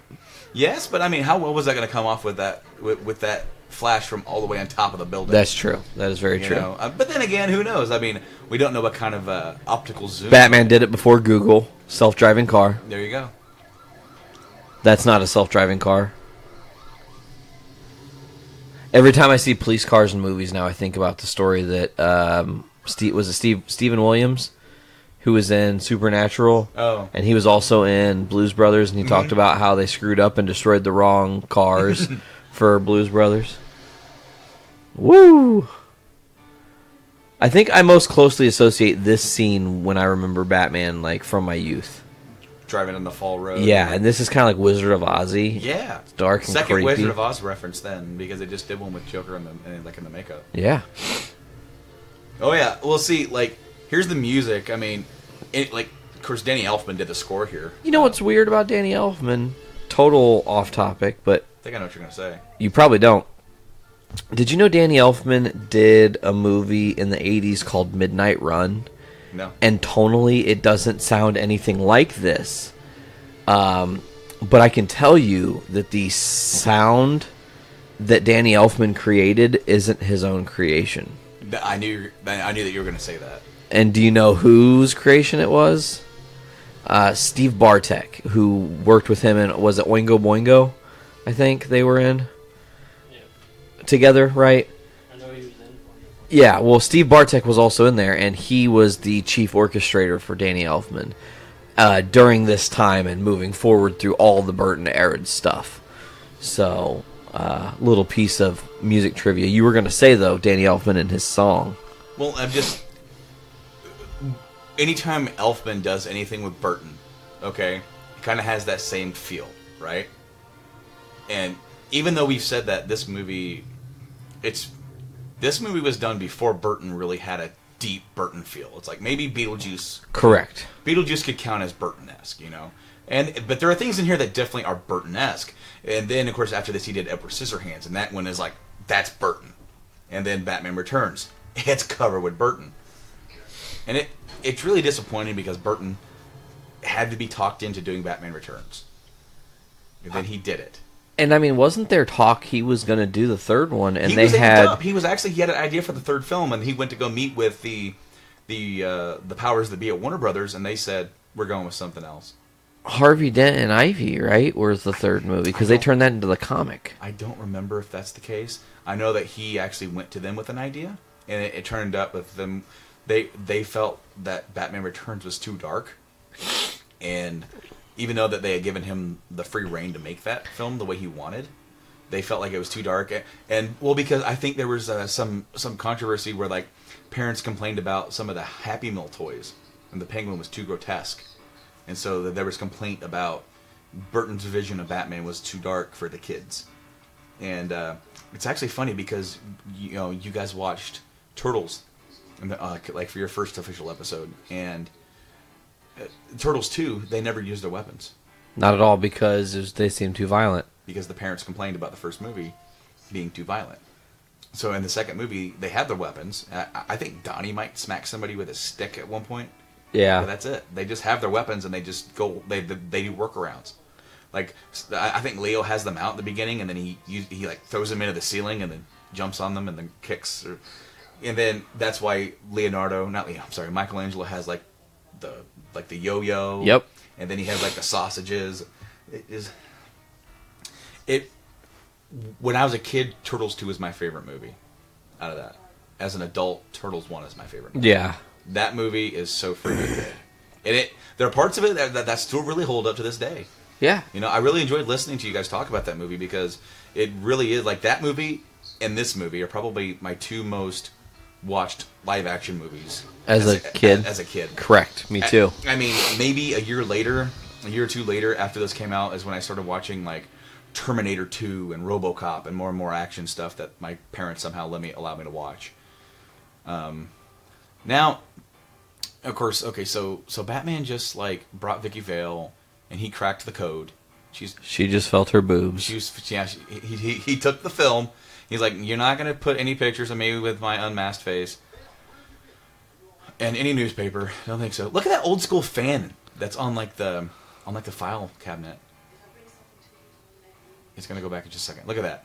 Yeah. Oh, jeez. Old school fan. But how long was she out? Like, he must have knocked her the hell out. Bill Cosby got nothing on Batman. Oh, man, no. And also, like, what papers do evening editions anymore? None. Not that I know of. Like, because, I mean, you and me grew up in, like, small town USA. Like, we didn't have, like we were lucky to get, like, one paper a week. Just the facts, bro. Just the Facts or Chronicle, or I think my town had a one page, and the rest of it was all like the other town's paper. Bam. I think like the News Gazette from Champaign was daily. Yeah, it was. But I think that was like one of the only ones around.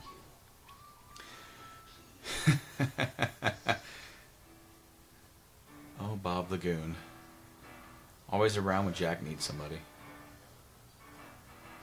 And this is a pretty legit cave, by the way. This is like before he's really made it like homey. I guess he hasn't really feng shuied the place yet. I mean, he's pretty much he's put some shelves, he put some desks, he's put a computer, So he has his Lazy Susan. Can we assume then that he's not been Batman for an extremely long amount of time in this movie? Like only maybe a couple months? I'm assuming he's been around for a year, but it's just within this movie is where people are starting to see him. You know, because that's always the story of Batman. Like he tries to stay in the shadows as much as possible. So like because at the beginning of the movie, it starts rumbling, and I would imagine it would take quite a few months for the villains to start, or from the goons, you know, to start really like getting the word out that there's something out there. Yeah.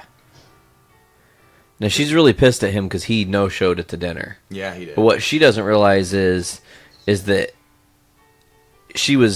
that was not the end destination anyways. Joker had interfered long before she realized. Mm-hmm. Notice what he said when he walked into the apartment. Plenty of space. Yeah. Like, it's a pretty big apartment. Oh, she's telling him how it is. Man, he got with her already. Sealed the deal. Well, I mean, cell phones aren't around yet, girl. Can you imagine, like, nowadays if they remade this movie? You won't even return my text? You must be some kind of, you know... Yeah. I saw you on Facebook. Why weren't you responding? You saw the message. I saw it. Yeah, it said scene. Now, this is a really big deal. I mean, this is the first Batman movie, and here he is, you know, more than midway through now. He's going to come clean. He's going to tell her exactly what's going on with him. Yep. And it was all Alfred's idea. Yep. Man, that Alfred, man, he's nothing but trouble.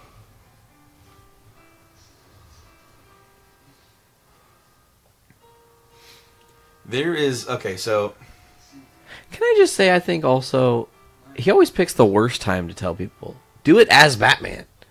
Don't do it as Bruce. I don't believe that shit. You know? Well, okay, so Batman Forever has another scene where Harvey Dent's like, one of you must be Batman. Tell me who it is. And he's like, Harvey! I'm Batman! Like, dude. Because everyone, they're in the circus and there's mass chaos, and he's screaming at the top of his lungs right next to Chase Meridian. Miraculously, she can't hear a fucking word he said. He's like right next to Gordon and all these people. Harvey! I'm Batman! You know? Gosh. I cannot wait. As I said, I do want to watch especially all the core 90s movies with you guys, but I can't wait to get to that because I mean, there's a lot to say that we're blending that over into the first movie. Yeah. That there's so much to say because now that we're saying it, we don't necessarily have to say it and then that one because that way we can focus on all the other stuff. He's like, how hard does it be? All I gotta tell her. And hey, face to face, Joker shows up, and then he says the exact same line here.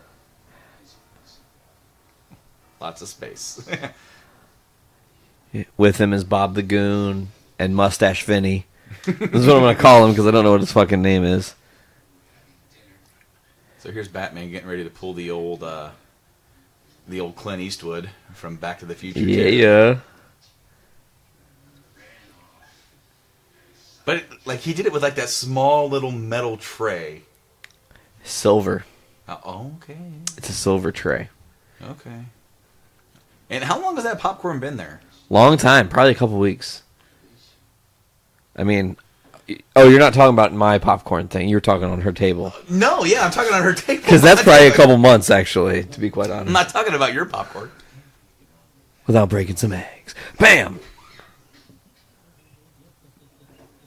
I think that laugh is his most maniacal.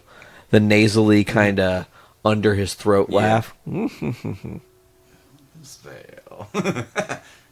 Mr. in the hen house. I like this. You know what's funny is that they have that. So they had that music playing the whole time, and it makes you think that it's just the like the score. Yeah, and it's just not coming from the guy's boombox. Yep.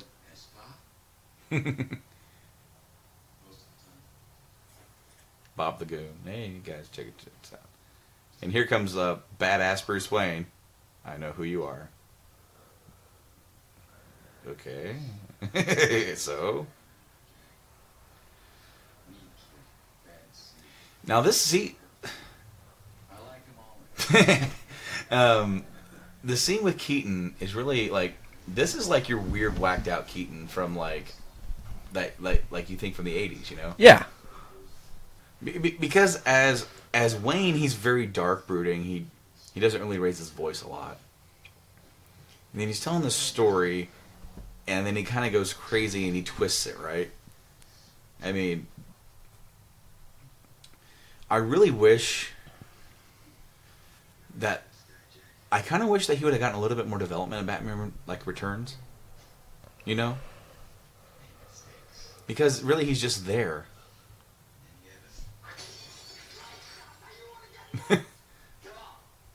Beetlejuice. Pretty much. Goes right into Beetlejuice. The devil with the pale moonlight. Flashback. Trigger. What? Trigger. Sight of all my prey.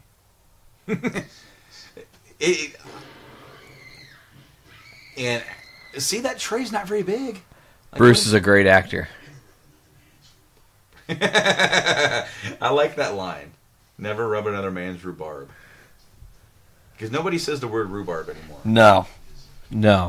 Like, I remember my grandmother used to like grow rhubarb and make like rhubarb pie or whatever.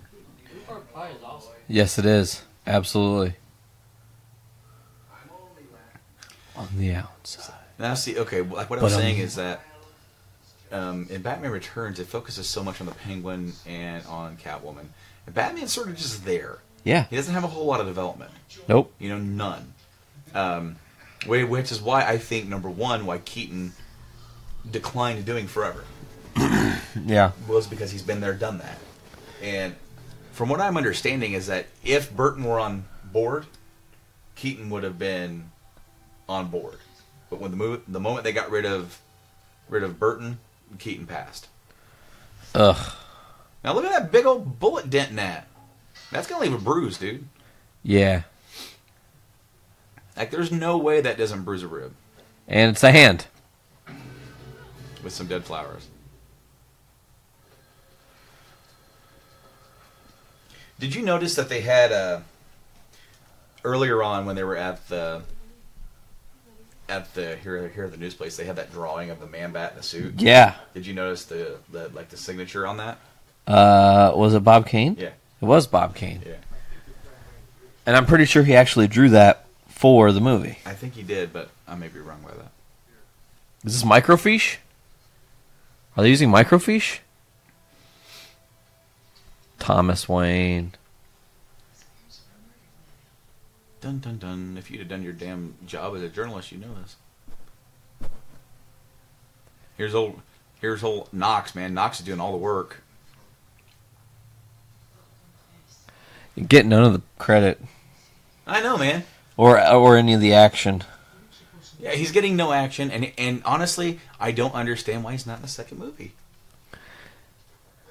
Especially when he starts running from, like, if they're gonna do the thing with the Penguin and he's gonna start running from mayor, he should be like the guy covering it. The guy covering it and like the voice of the people.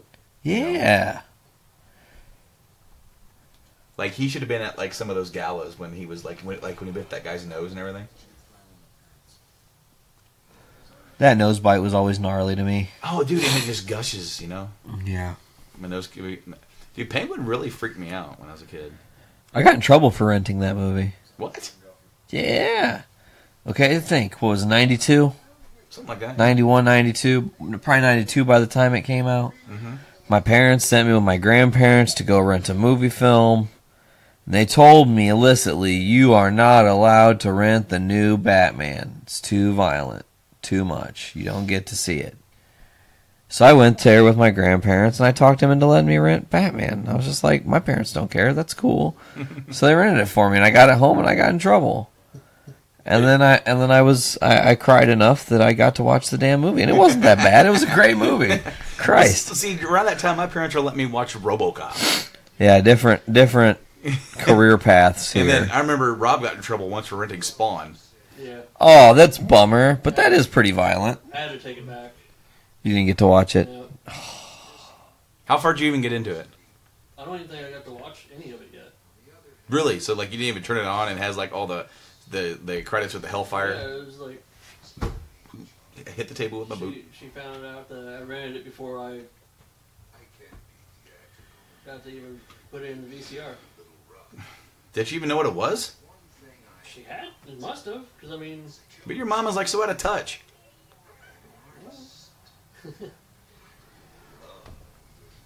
Maybe she watched Oprah. Also, did you have cable by then?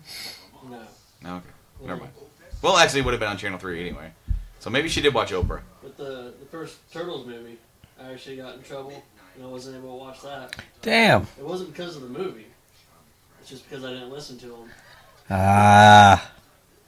So... Brandon, do you? I gotta ask you this perspective. Becoming a parent now, and you think about things that you did, kind of like what Rob just said about he just didn't listen, and then didn't get to watch the Turtles movie film. Okay, he didn't listen and got in trouble and couldn't watch this movie, and he remembers it to this day. Does that ever play out in your head, like? Thinking about when Wyatt's a little bit older, when he maybe becomes a little bit more rambunctious, and you're going to at some point have to teach him that lesson and take a movie away from him that he's going to remember when he's like, when he's doing his podcast. When he's doing his, future cast on some sort of, mind network. Dad didn't let me watch Guardians.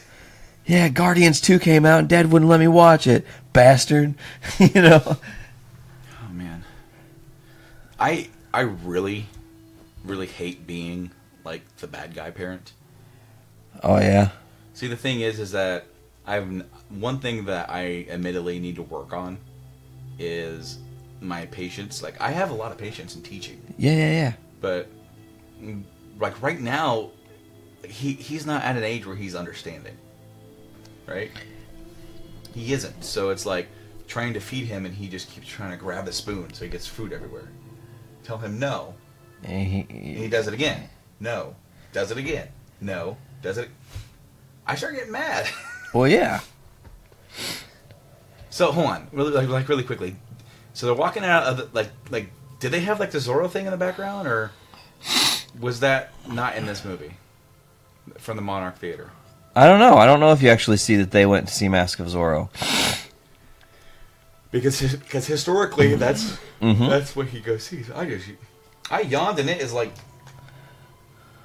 it's not even 6 o'clock yet. Well, your time it's actually almost 7 o'clock. Oh yeah. Yeah. Interstate lag. Now, okay. The thing is, okay. This portrayal of the killing of the Waynes.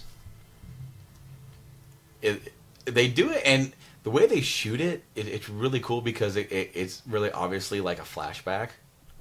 Like, they're not necessarily like...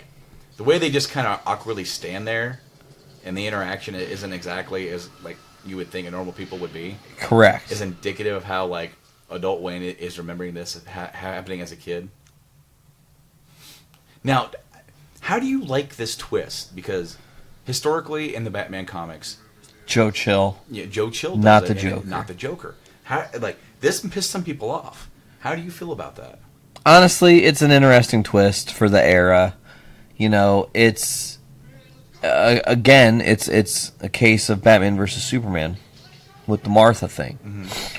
This is a good way to wrap the movie up. He now really, really knows what's what, and now he not only has a reason to stop the Joker because of the people he's harming, but he has a chance to capture and stop his parents' killer. And that's always been a big part of Batman mythology, is can he do it? Alfred lets Vicky into the cave. Yep. You busted. Telling you what, man, this Alfred, as much as he's the lovable old grandpa, he just screws everything up, man. Letting all these bitches into the cave. Now, okay, so at this point he only has one suit. And by the time Batman returns, he is like he's invested into some other. Also, what did Michael Keaton was it only his Bruce that ever wore the turtlenecks? Yeah. No, not true. Kilmer's did too. Kilmer wear turtlenecks too? Just in one scene, I'm pretty sure.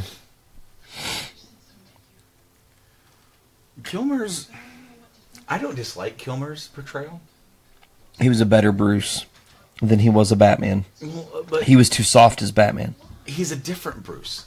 True. You know, he's a completely different Bruce. I mean, that's why, in my opinion, as I said before, these first two films and the last two films, it's almost like there's a divide. Yeah. And like, you know, if you want to, you can consider them both all four in the same universe. I don't. You know what's really weird? Huh. DCU, current DCU, could go so far as to consider this a part of the multiverse too, if they decide to ever go that route.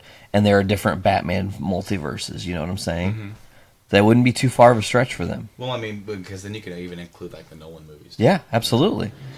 If you wanted to. And now, the one thing that I always wanted to see is that, because you know how they've done, like the newer comic book for X-Men for the 90s. Yeah, X-Men 92. 1992. How cool would it be to get a complete comic book run of this film? They did. Like, did they add more villains and everything to it? And they even started, like, it's got, like, Harvey's Two-Face with Billy D. Williams kind of look alike. The sketch of, it's kind of like, I can't remember who the original chick they were going to get to play Poison Ivy was, but they have her face kind of, yeah, I mean, it's. I'm pretty sure Batman 89 is a real series, or at least they did some sort of mini run with it. Okay, because I would love to see, like, a full-on 50-issue... That would be amazing. You know, like, you can bring in all sorts of villains. And the thing that I would do with it is keep Boom.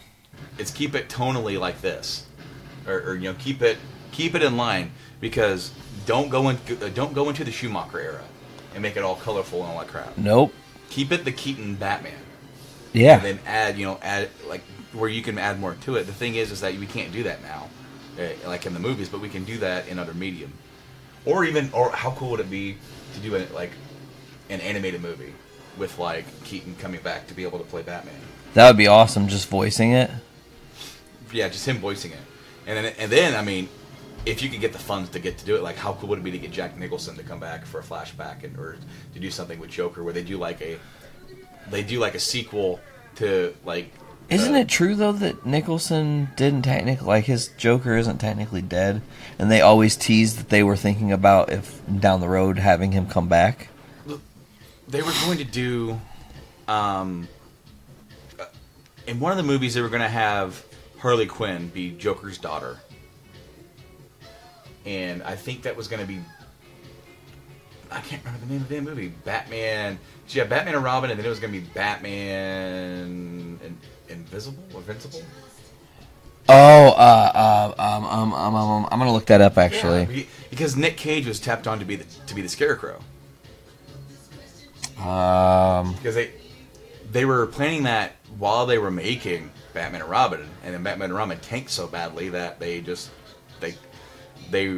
became ostracized, and like almost nobody wanted to put out comic book movies after that because they had felt that like the market had been depleted and like they didn't want to throw the money. Like you had a couple. Of course, you had the Spawns, you had Blade, that came out during that like downward time. But Batman Triumphant, which was also known as Batman Unchained, was the planned sequel to Batman and Robin. The script was written by Mark Protashevich, and Joel Schumacher was signed to direct it. It was canceled right after Negative. Of course, the fucking advertisement popped up. After the negative reception of Batman and Robin, some themes from the script were later used in Batman Begins.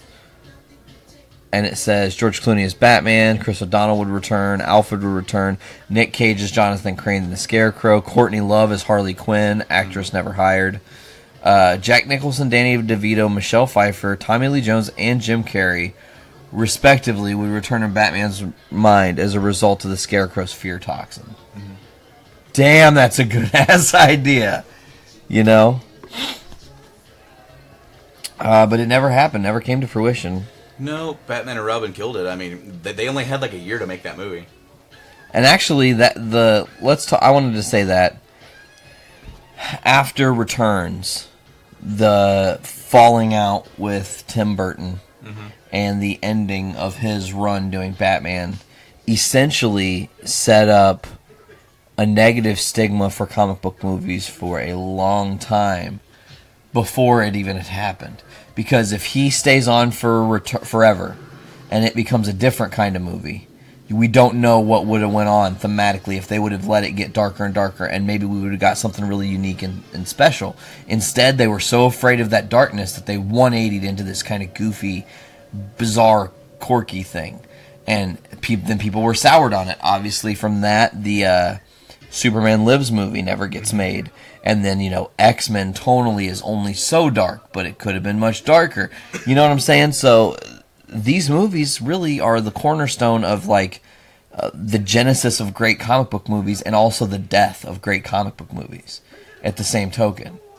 Well, okay, I mean, because you could honestly say that maybe from The Dark Knight until maybe like a couple years ago is probably what would be considered the renaissance of comic book movies. Yeah. Because, I mean, they're still going on now, and they're not to say that they've turned terrible, but the wow factor has dissipated, because how much can you wow people after you've done the same kind of thing over and over and over and over and over again? And it's disappointing because we're just now getting into the DC verse, and it's now their turn. Yep. Whereas the MCU has been going on for quite some time. Civil War came out this year. It was good, but was it Avenger level good? You know what? After my second watch, I can say I think it was, honestly. You think? Thematically, Civil War, to really full circle the shit out of this, we're not even talking about Batman right now, but Civil War to me, on the second playthrough, like the second watch, you connect the dots to things so much better, and you see this story play out from a really dark perspective. You got to think, Zemo does the smartest thing possible. He just makes two sides fight each other and steps out and doesn't really do much. Lex in Batman vs. Superman is consistently trying to start drama and consistently at the forefront of the shit happening, trying to make Batman fight Superman, really saying, well, you gotta fight him, it's his fault, or whatever, as to where Zemo was like, oh, all I gotta do is show proof that Soldier killed Tony's parents, and they'll fucking destroy themselves, no problem. And I think that the moment where I realized that there's really something different and special to Civil War on my second watch through is mostly in the Black Panther character, because he has this great resolve. I mean, he goes from this calm, peaceful, he loves his father is king, he watches his father die in front of him tragically, he goes on this vengeance-filled path where he must just, almost Ghost Rider-esque seek vengeance on the people that have wronged him. And then when he has an opportunity to stop the dude that essentially caused everything to begin with, he doesn't. He just chokes him out and keeps him alive. And I thought that was really cool, because it's showing that he wants to evolve as a leader and as a person. But, God, I love the Batwing in this movie. I had one as a kid. I had the Forever Batman, or Batwing. I had this one, and it got ruined by one of my cousins, and I'll never forgive that person. Not really. I also had the Batman Returns Batmobile that had the sides that popped off. Ooh. And turned into the Bat Missile. That's cool. When I was a kid, I used to think that those windshield wipers were on his lips going boo boo boo boo boo. And then I never understood why this put him out of action so bad. Yeah, he didn't even hit his head, and there's a cut on his head. Well, because I as a kid, I guess I always thought that she just drove him into a bunch of chicken feathers. And this is the inception of the game Cut the Rope. He gets all these balloons that are spilling gas all over. You probably don't go to arcades, huh? So much. No, but I know what you're talking about. It's that one game where you gotta there's prizes hanging from little ropes, and you gotta line it up perfectly and cut the rope. I took my nephew a couple years back to the one in Circle Center Mall in Indy, and I had a bunch of tokens left, and I would just toss them into that cut the rope game. And I hit my last one, and oh man, I was so close. That thing was hanging on by a thread. It was like a $500 GameStop gift card. Why didn't you go back for more? I didn't have any more money. Man. I know. He stole my balloons. I love this. He's heartbroken. Oh, he is. He's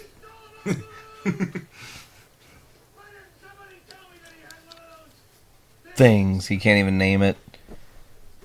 Bob Gunn. Of course, Bob's like, "Here you go, boss." Boom. You're dead. Boom.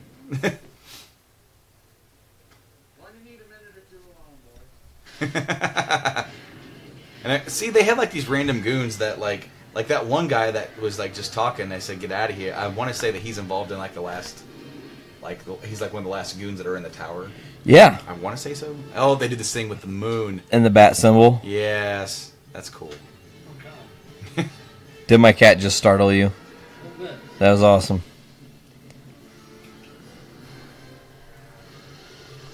They do a lot of really cool stuff with this movie for the time, you know.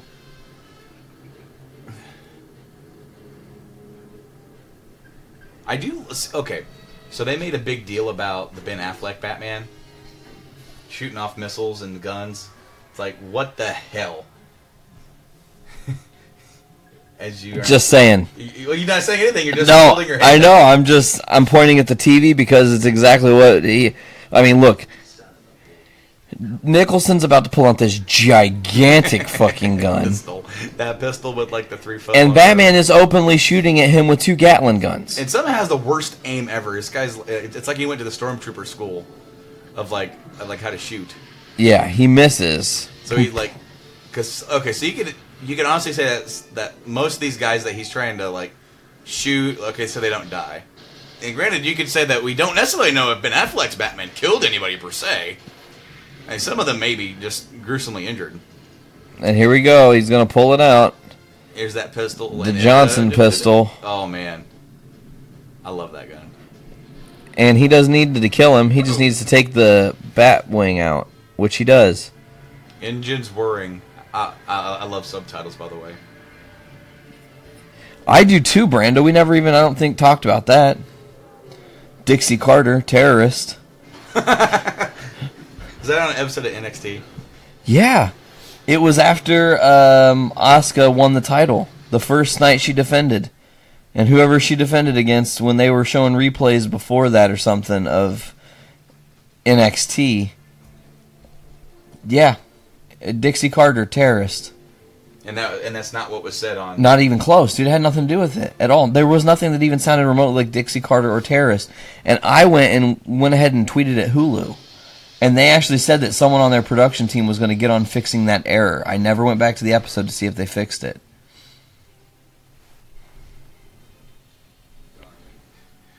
I like how he still has that gigantic gun.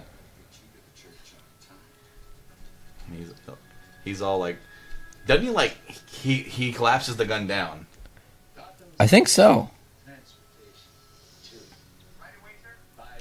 Of course, we have this big cathedral. I want to say I heard that the end of this movie was entirely rewritten while they were making the movie.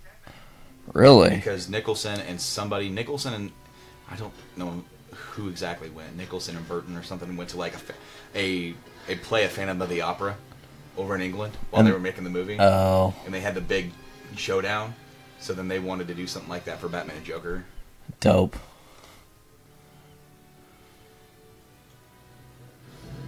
This is a giant final game of cat and mouse. Oh yeah. And Batman has already won, and he has and Joker has no idea, you know? And it's all timing. This part in some ways startled me too. You know, the bell falling. Oh yeah. And stuff. You're just like, shit. I hope that doesn't kill me. I like how he like hits his shin on the damn pews. Yep, yeah, he collapsed the gun. Move along now, move along. Boom, up.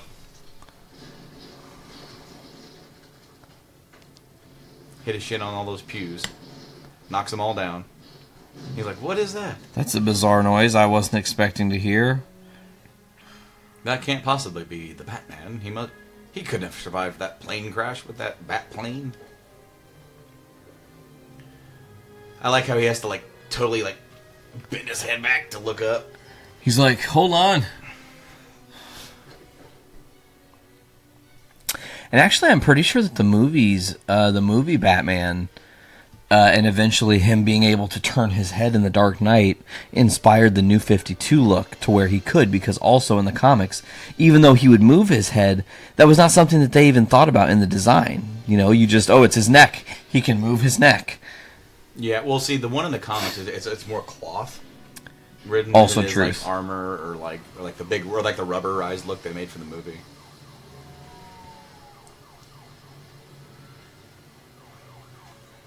So, what do you think of the new Adam West era animated movie they're coming out with? What? You didn't know about that? No. So, Adam West, Burt Ward, and somebody else from the original '60s.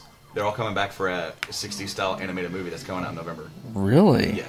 Interesting. Like the commercial I saw for it, like Adam West Batman and Burt Ward's Robin, they're like tied to like some sort of conveyor that's going into this fire pit, and then like they kind of get out of it like they normally Yeah. hijinks. So they've already got a trailer for it or something? Yeah, something like that. It's out. Well, we should maybe watch that after this movie film, and we wrap up Foodies Watching Movies.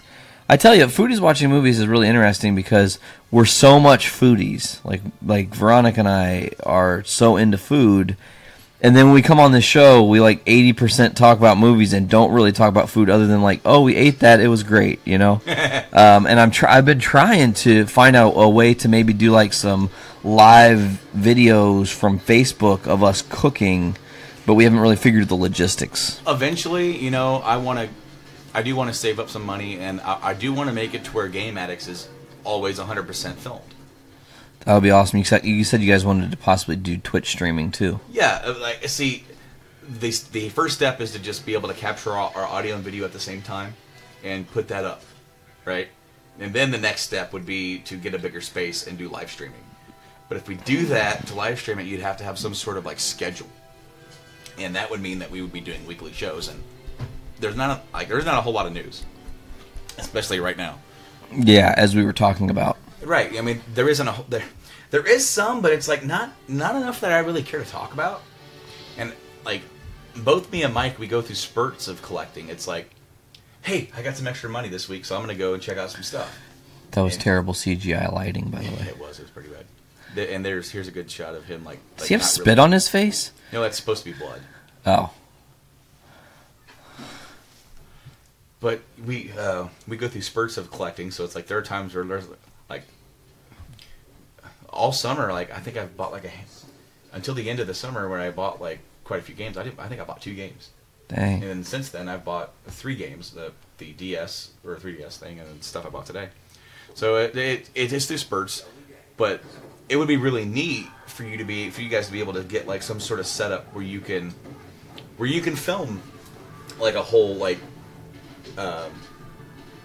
like a kitchen portion of it while having the movie in the background, or like where you have the movie on but maybe have it like the volume turned down to where you can still talk about it, but you guys are in the kitchen, you're cooking. Alternately I could just take microphones into the kitchen and just have them in there while we're cooking, and then just like look. I mean, the kitchen to the living room setup here is actually really nice. Yeah, that's pretty. You can look right in and watch pretty much anything that's on TV on my smaller TV since my bigger one broke. Did you notice that? It's over here. I saw it. What happened? Yeah. One of the capacitors blew. I got to get it fixed. That sucks. Yeah, me and Dad are going to try to fix it when we get a chance. But what I was going to say is that, like, since most of the time, if it all depends on what you're cooking. If something's going to take hours to cook, it's not a really good idea for that. But like, if you're going to be like if the whole process of cooking and eating is like the length of a movie, yeah, that's perfect. Yeah. Because then you can have a really good mix. And again, it's like you and me, we did the riff track before, so this isn't anything different. And that's one, it did kind of suck that time didn't really work out where we couldn't make the wings, talk about the wings. But we talked about some wings. Yeah. And those were delicious, by the way, from WrestleMania weekend. Oh, yeah. I like how he's just messing with her. And again, she's going to have so much PTSD from this. She's just like a limp. Oh, yeah, is this Blade? See, I just thought this was a big up, jacked up Ray Charles. Or is this Don Cheadle?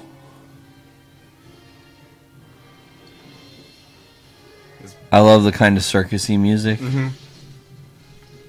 For the fight, it definitely works. It's awesome that through how everything kind of played out, it was like I said in the earlier part of this podcast, you and I wanted to do this at some point on Journey into Comics as a riff track, and then Foodies kind of took off and it started its own thing, and it just kind of plugged in nicely. So something we intended on doing anyways, we still got to do. Yeah. Just under a different banner and a little bit of a different flow to the show, I think. I mean, I hope that with our podcast, everyone has its own kind of feel and flavor, and it's not just the same us talking. You know, so far, I kind of feel like they're sort of becoming that. And honestly, for Journey to Wrestling, I think Patrick had a lot to do with that. Yeah, he definitely evolved our style. I wish he would have been there for the building thing. Damn it. I can't wait for him to hear that. But, you know, it's all a part of each podcast kind of having its own ebb and flow. And I think it's for, you know, that's really cool reason why I'm glad that he came in, because it wasn't just me and you talking about wrestling. I kind of feel like we've had a couple different fluid episodes because of circumstances. Like we had Wes on, so that was a bit different. We had Tony on that one time. That was a different show. Plus, we were live at Villains Con, but not, you know, live. No. It wasn't the GIC live. This was like live in their little game room where they were to have like game tournaments. We just had like a table off to the side where we were just hanging out. I like how she's like turned the tables on him, and like she's like kissing him and loving on him, and he's just like, "Huh? You like me? Wait, what?" He doesn't know what to say. He's like freaked out. I can only imagine what my parents thought of when they saw her go down. Yeah. Bam.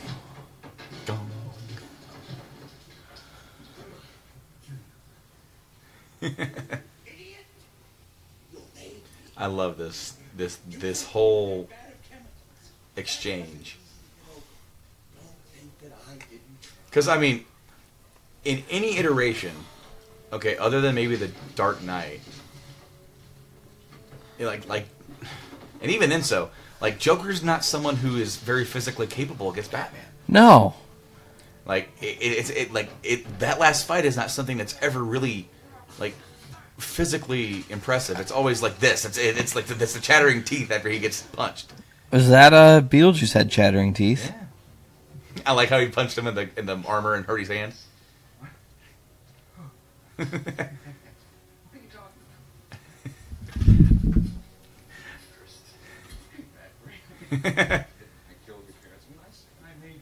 So at this point, do you think he knows that he knows that Wayne is? Do you notice it, Brando? The slight, like,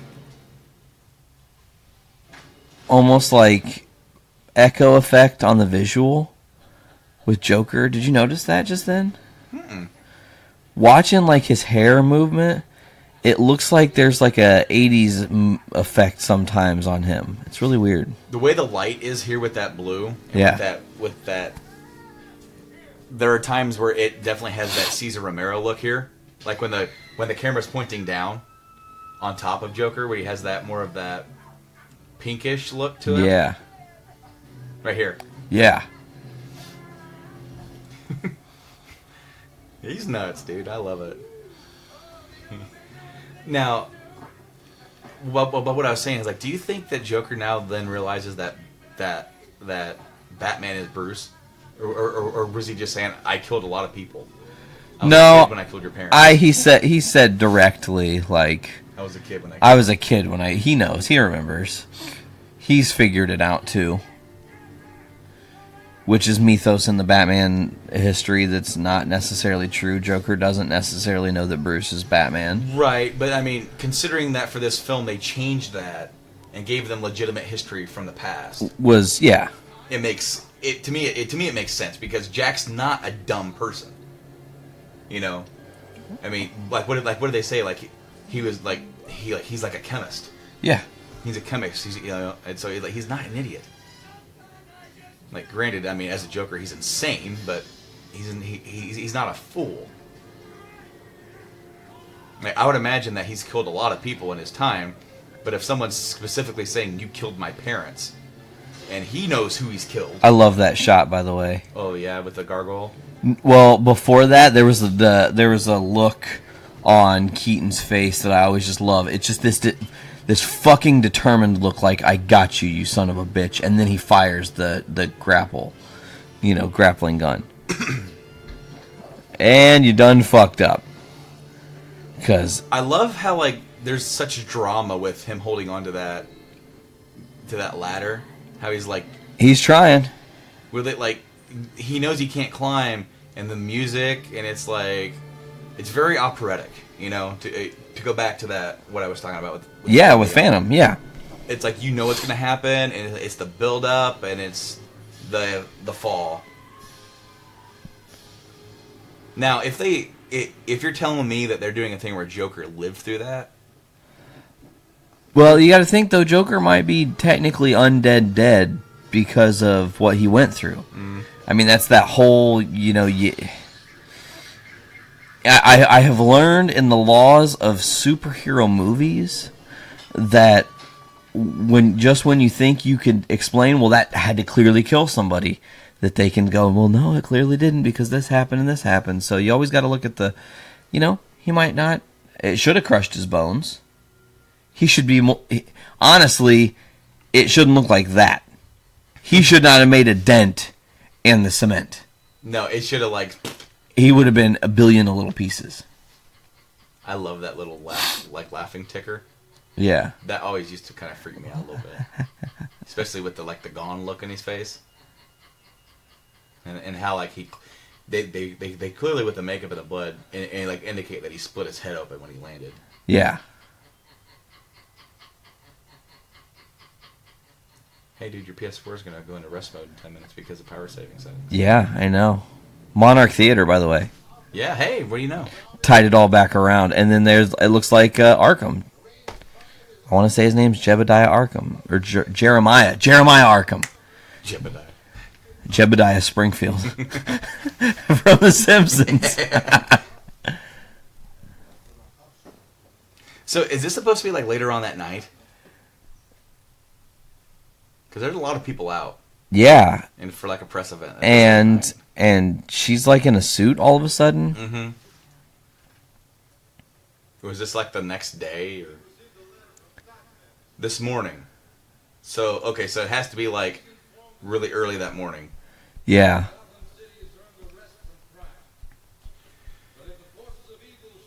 Rise again.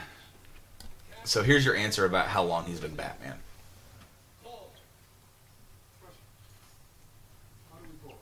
Because they don't even have the signal yet. Yeah.